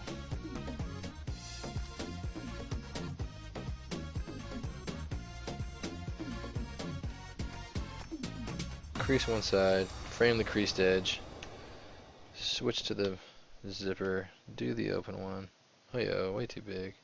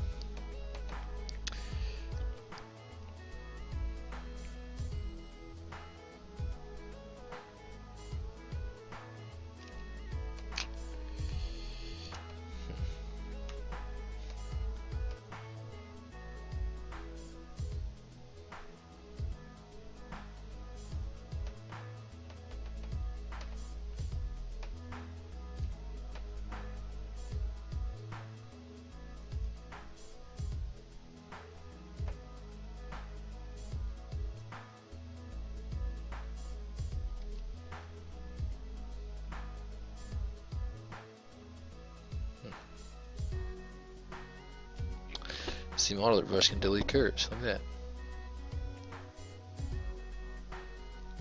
You can also bevel curves. That's what I was looking for. Looking for that bevel right there.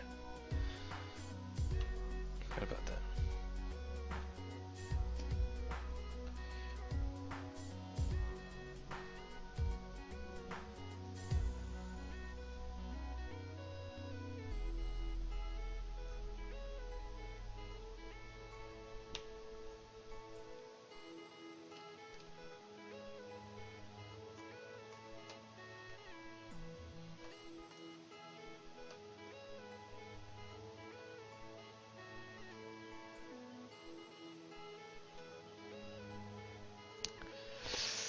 There is a reason why this is going backwards. I don't know what it is.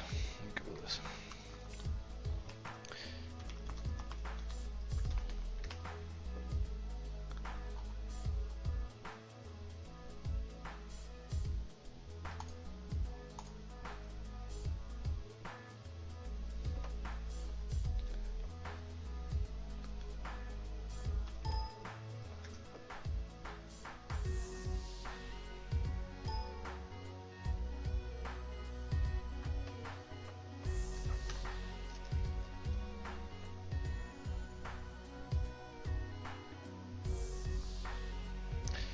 Maybe it has to do with the underlying triangle?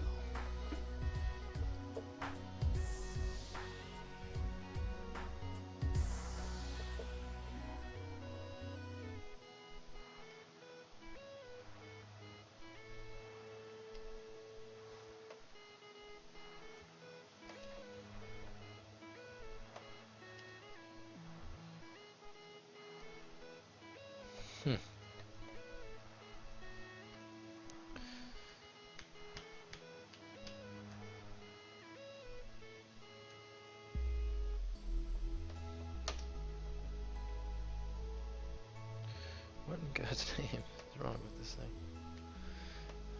flip it?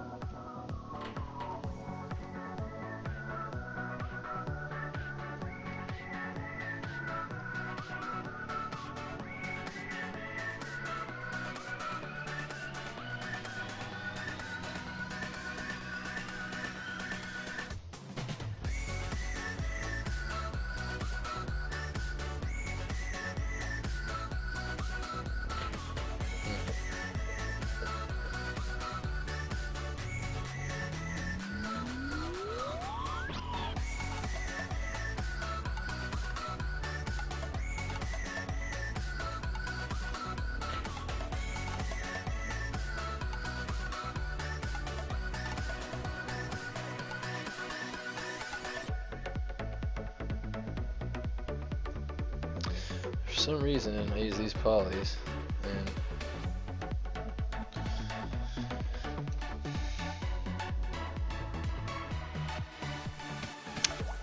orientation's wrong.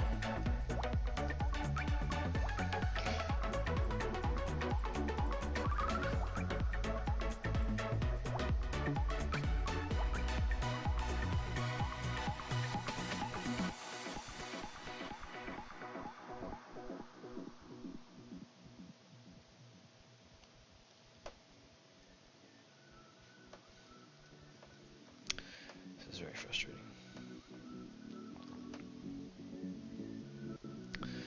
Something about this geo in particular versus this geo. This geo works just fine.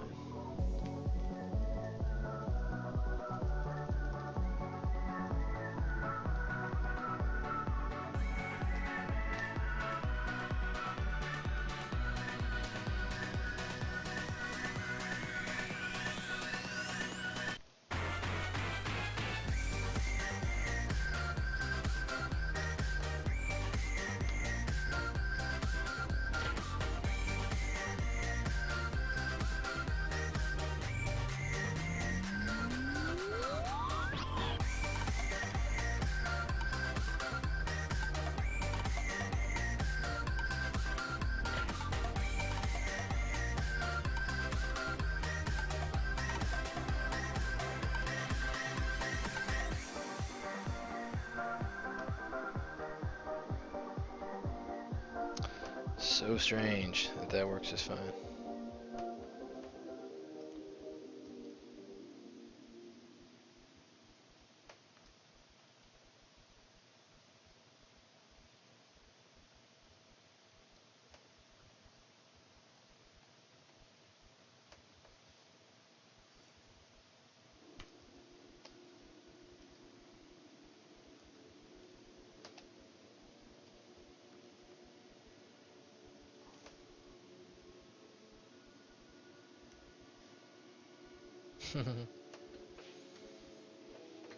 It's gotta be something with the underlying geometry and how it thinks.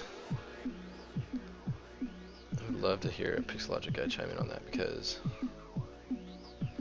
all I did was take it from the same place, I just took less geo from it.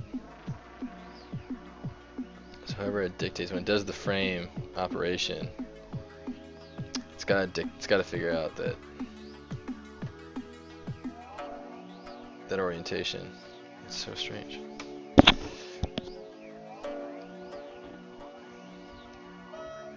Oops. Sorry, one sec. Someone's at the door, guys. Right back.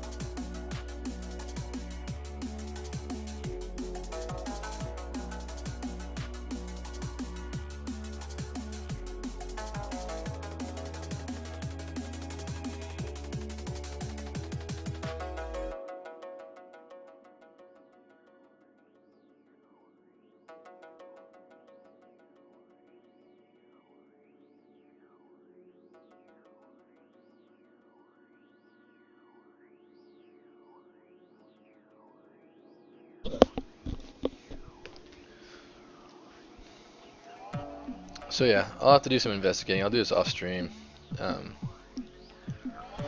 So curious to me how that would even happen.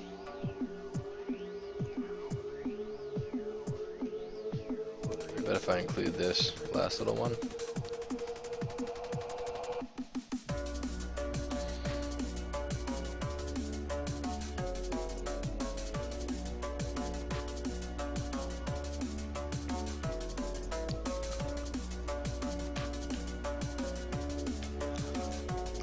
It's gotta be a matter of like these underlying face normals and the direction.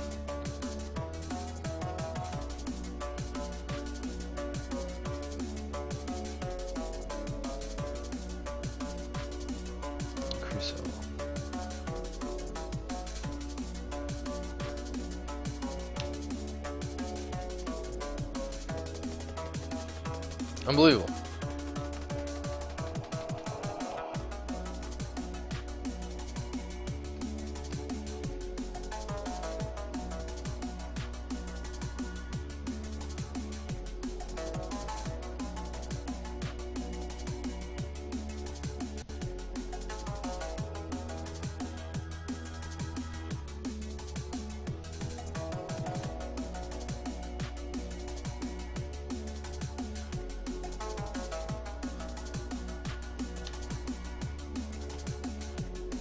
That one works. It's this top something to do with that top poly group, I guess. I don't know. Or that top little mesh right there. Just seems to set the whole direction for the rest of this thing. It's very confusing. I'm glad we worked that out.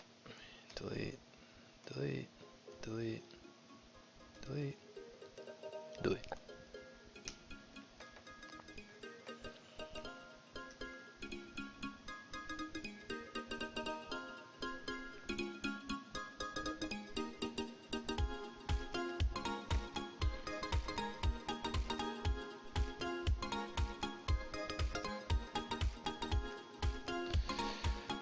Increase, uncrease all.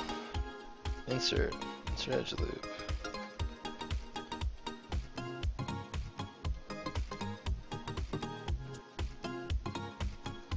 So if I delete those after the fact, delete hidden.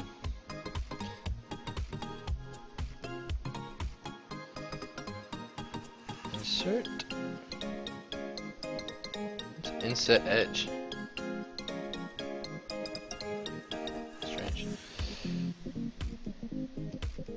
Increase that whole thing. Get the ZBrush out, frame mesh, set it. That is unbelievable.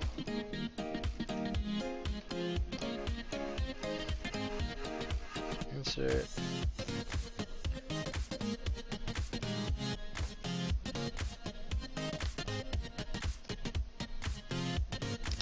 It all starts from that top poly. I cannot imagine why that would be. I understand like you kind of need to have something start it. Boy, that's surprising.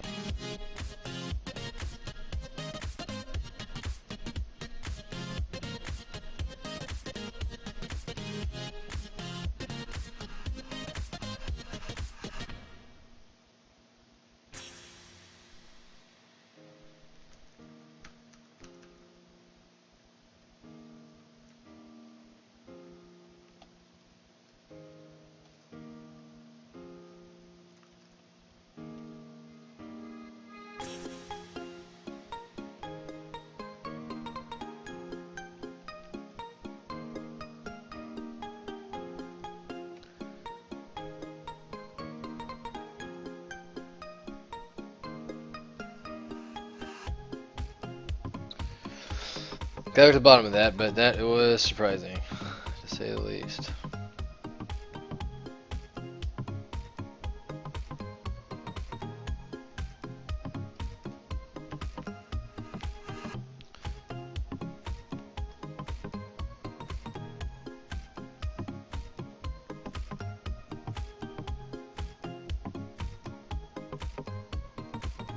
Don't crash.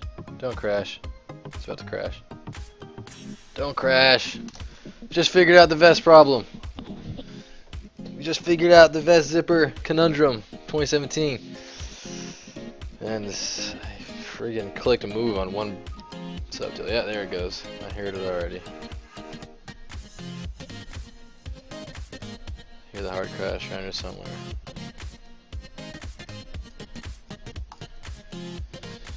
Ugh, yeesh, not having good luck today, guys.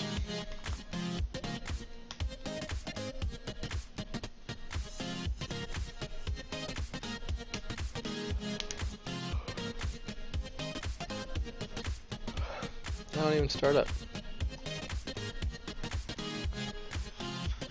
A couple untimely crashes today, let me tell you.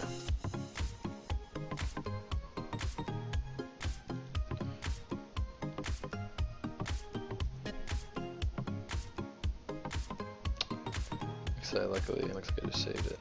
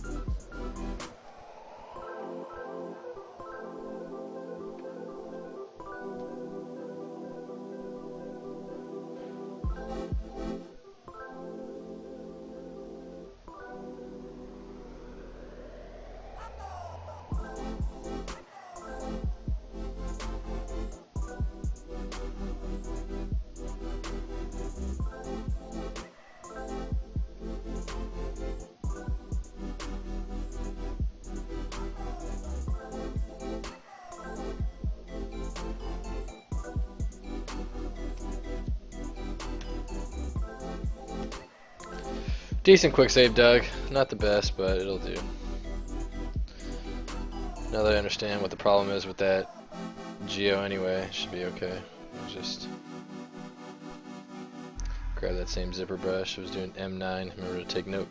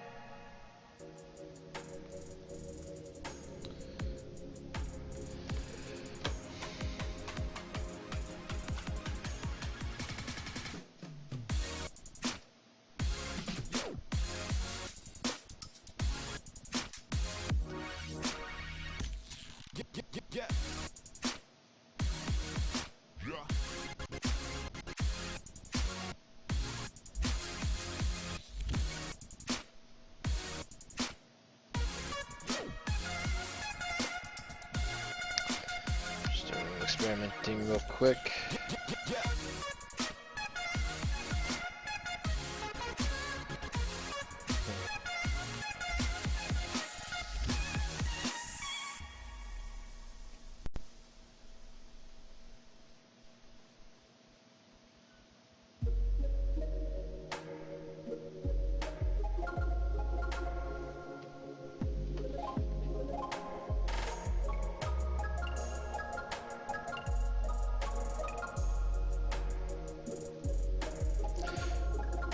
Uncrease all. this little opposite side of it. Frame the creased edge. Now let's get the open left side. Hopefully this is the right way. No, of course not. It would have to do the incorrect direction for some reason. How do you reverse curve direction?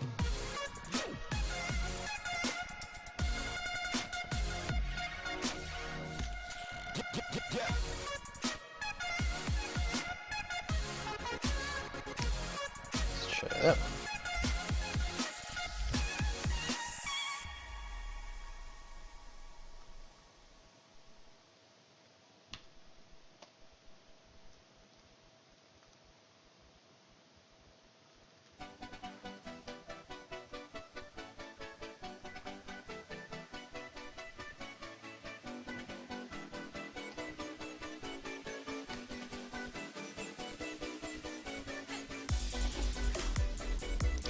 What's up, Kyle?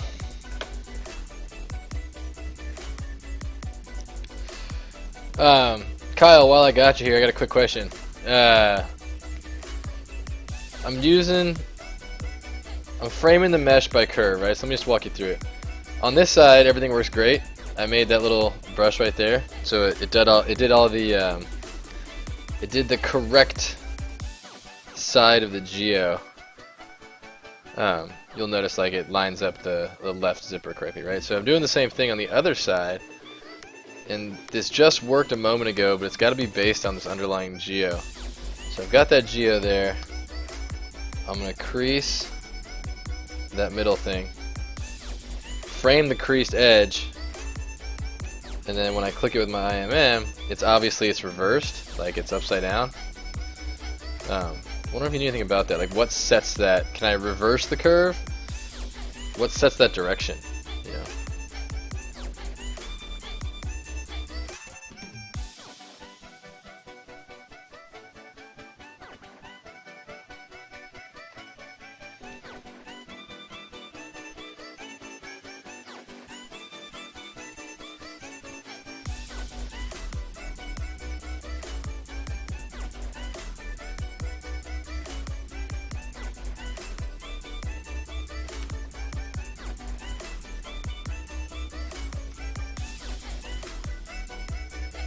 That direction's got to be set by the underlying triangle, right? Like the underlying triangle has to have something to do with like that, which direction it thinks it's going.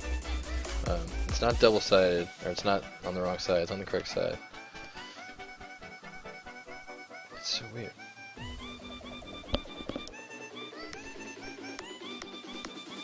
What's up, Reginator? This is ZBrush, Thai cool guy. Yeah, see what I mean, Kyle? Like, I'm just curious about, like, what sets that direction? Because they came off the same geo.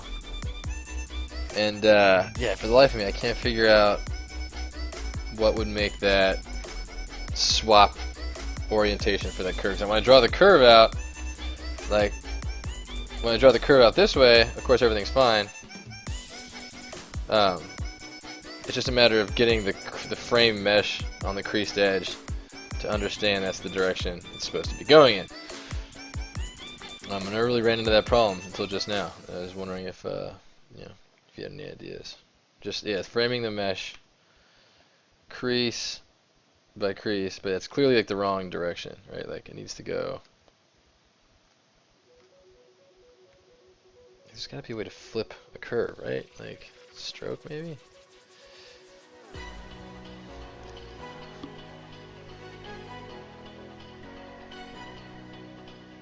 I just don't see anything. You think there'd be a way to like reverse the direction? Well, that's the point, Kyle. It's not about like where I started from is fine. If I start top down, everything's gravy. But it's a matter of using frame mesh, because like the workflow I'm using is I want to frame this geo, so I'll pop off some polys, crease the polys where I want to frame it, frame creased edges, and then that's what happens, right? So like say I want to do just this side.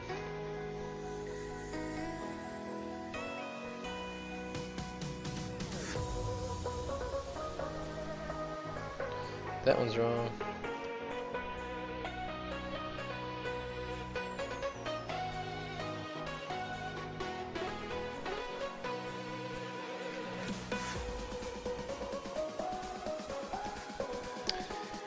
So yeah, I mean, like, where if I draw the curve out, everything's, you know, obviously everything works fine. It's only a matter of like framing the mesh, which I want to do because trying to like get this just so it isn't having its own complications. If I frame the mesh, I have fewer mesh pieces, or fewer curve resolution stops.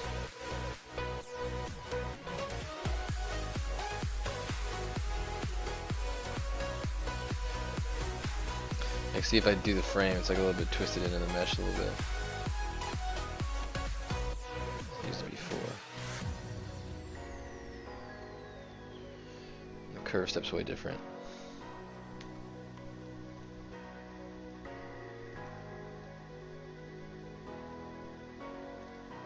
I don't know, not the biggest deal, but something to think about. I feel like there's a way to do that, I'm just not aware of it.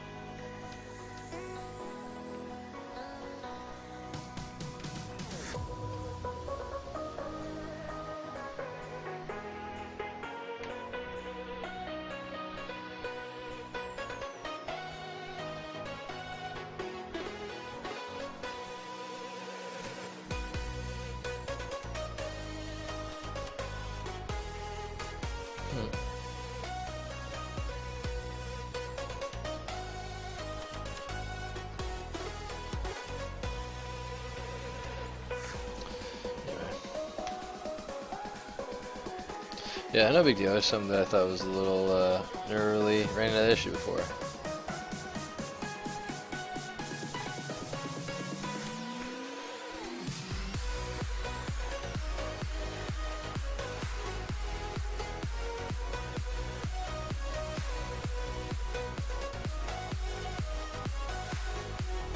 just want to find a size that matches.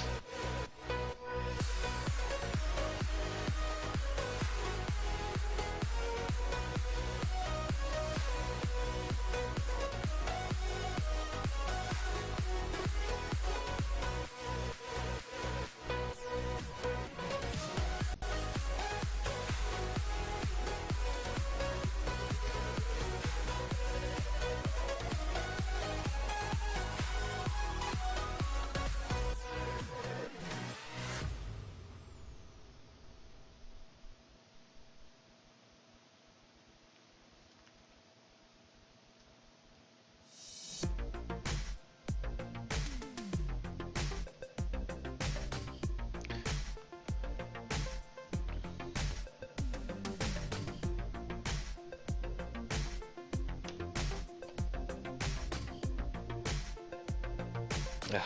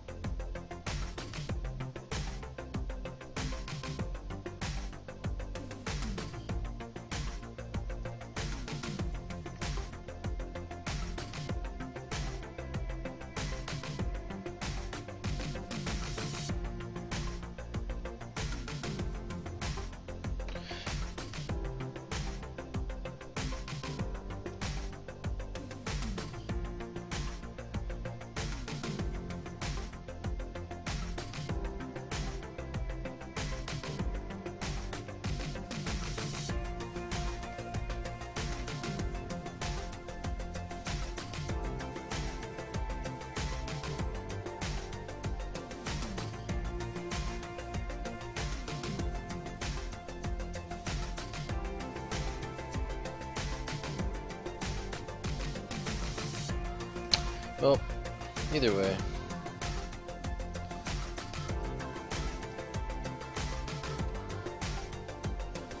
Got our zippers.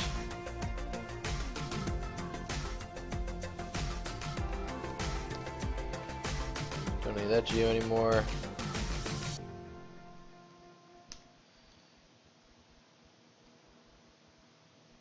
Oh, and there's the issue right there too. I meant to email Paul about this. Kyle, hey, what's up, Kingsley? Like you see how the whole UI is gone now?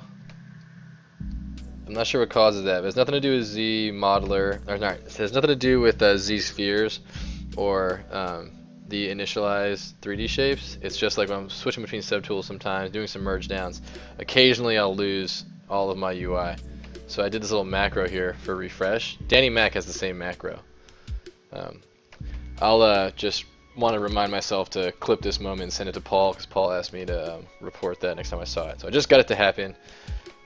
Whatever led to that, there was the issue. Just gonna stretch this out a little bit. Yeah, we got our zippers now, looking pretty good. I think we'll probably start cutting into the back. Let's build some loops to hold this, the collar. Let's raise that up, flay that out a little bit more.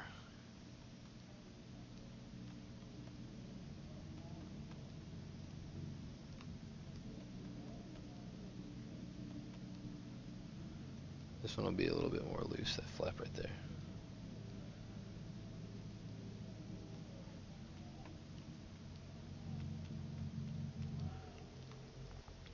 And what we'll do is we'll build some loops so that it looks like it's being secured to the rest of the color.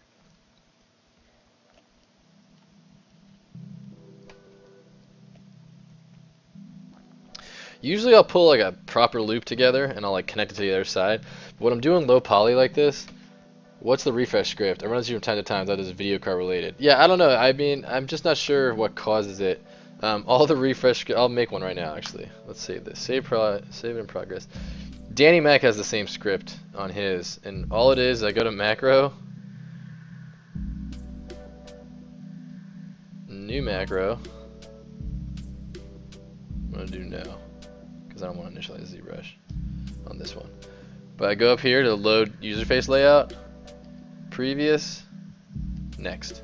All that does is cycle and macro, and then you save it off, and there's your macro. All it does is just cycle the UI, and it goes back to my UI file, and reads it off the disk and knows that's my custom UI is supposed to be. So that's all it does. So I'm probably not going to do a trim on the lower end of the vest. I think it might be time just to subdivide this vest up. I know I wanted to do a bevel on the vest, just so it's not so 90-degree right there. Oh, what in the world did I pull this that far off? Settle that back down. Oh, jeez. Oops.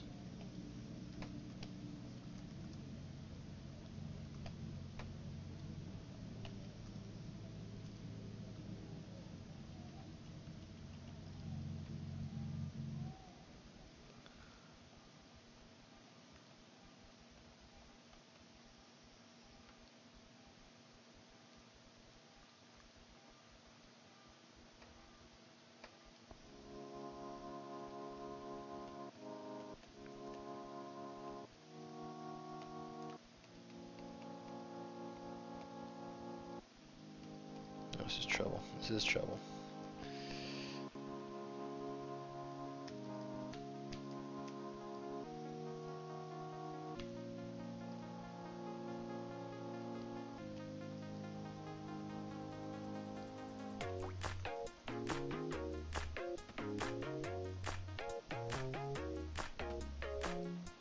This is going to be tricky to execute.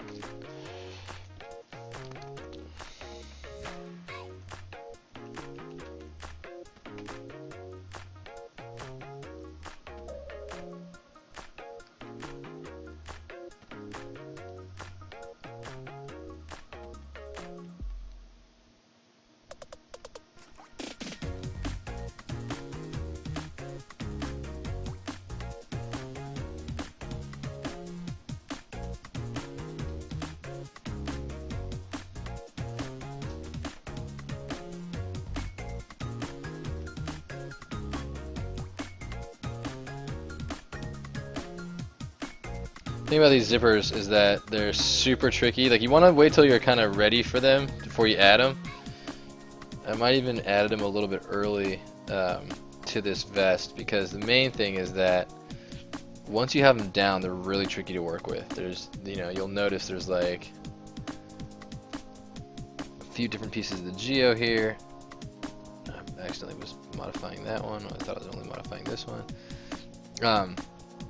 They're hard to mask off because the teeth of the zipper is separate geo from the rest of it. So these are all just things that like make it a little trickier to mod, and they're pretty high poly. Even in their low poly state, they get that point where you start the brush fall off, starts warping them in a different way, like a way you would intend. That's fine for now though. It's just something to keep in mind. Like they can be tricky. That actually lines up pretty well. Once I do the high poly subdivisions for the leather underneath, I'll start kind of sculpting into them so that it looks like it's like, stitched down with a little bit of tension.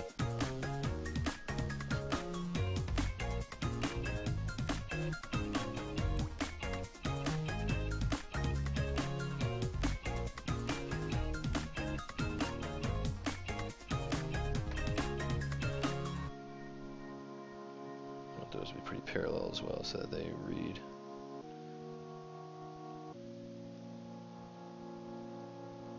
Oops, a little too far there. See how you mess it a little bit too, and the zipper starts pulling off. You have to be real careful because you're messing with a lot of shapes that might not fall into your brush radius. Oh, it's almost 3 o'clock already. Well, today went by pretty quick, guys. Yeah, I did a little bit of workflow stuff in the beginning to show you guys how to get line art out and show how you can get to your concept package and do some character strips that can then be easily painted over to start, practicing your, mass production of character strip lines, so you can start, getting a little crazy, dropping down some heavy marker, and just moving some shapes around, building some silhouettes up, and seeing how you could get your concept sort of variety, and start testing out some different varieties of your base mesh. Like once you get the block out in place, it's always good to get one of these and start just sketching down ideas and saying like, I might probably do some sketches for the boots and the knees because I want to kind of see interesting ways I think we could integrate some patterns onto that.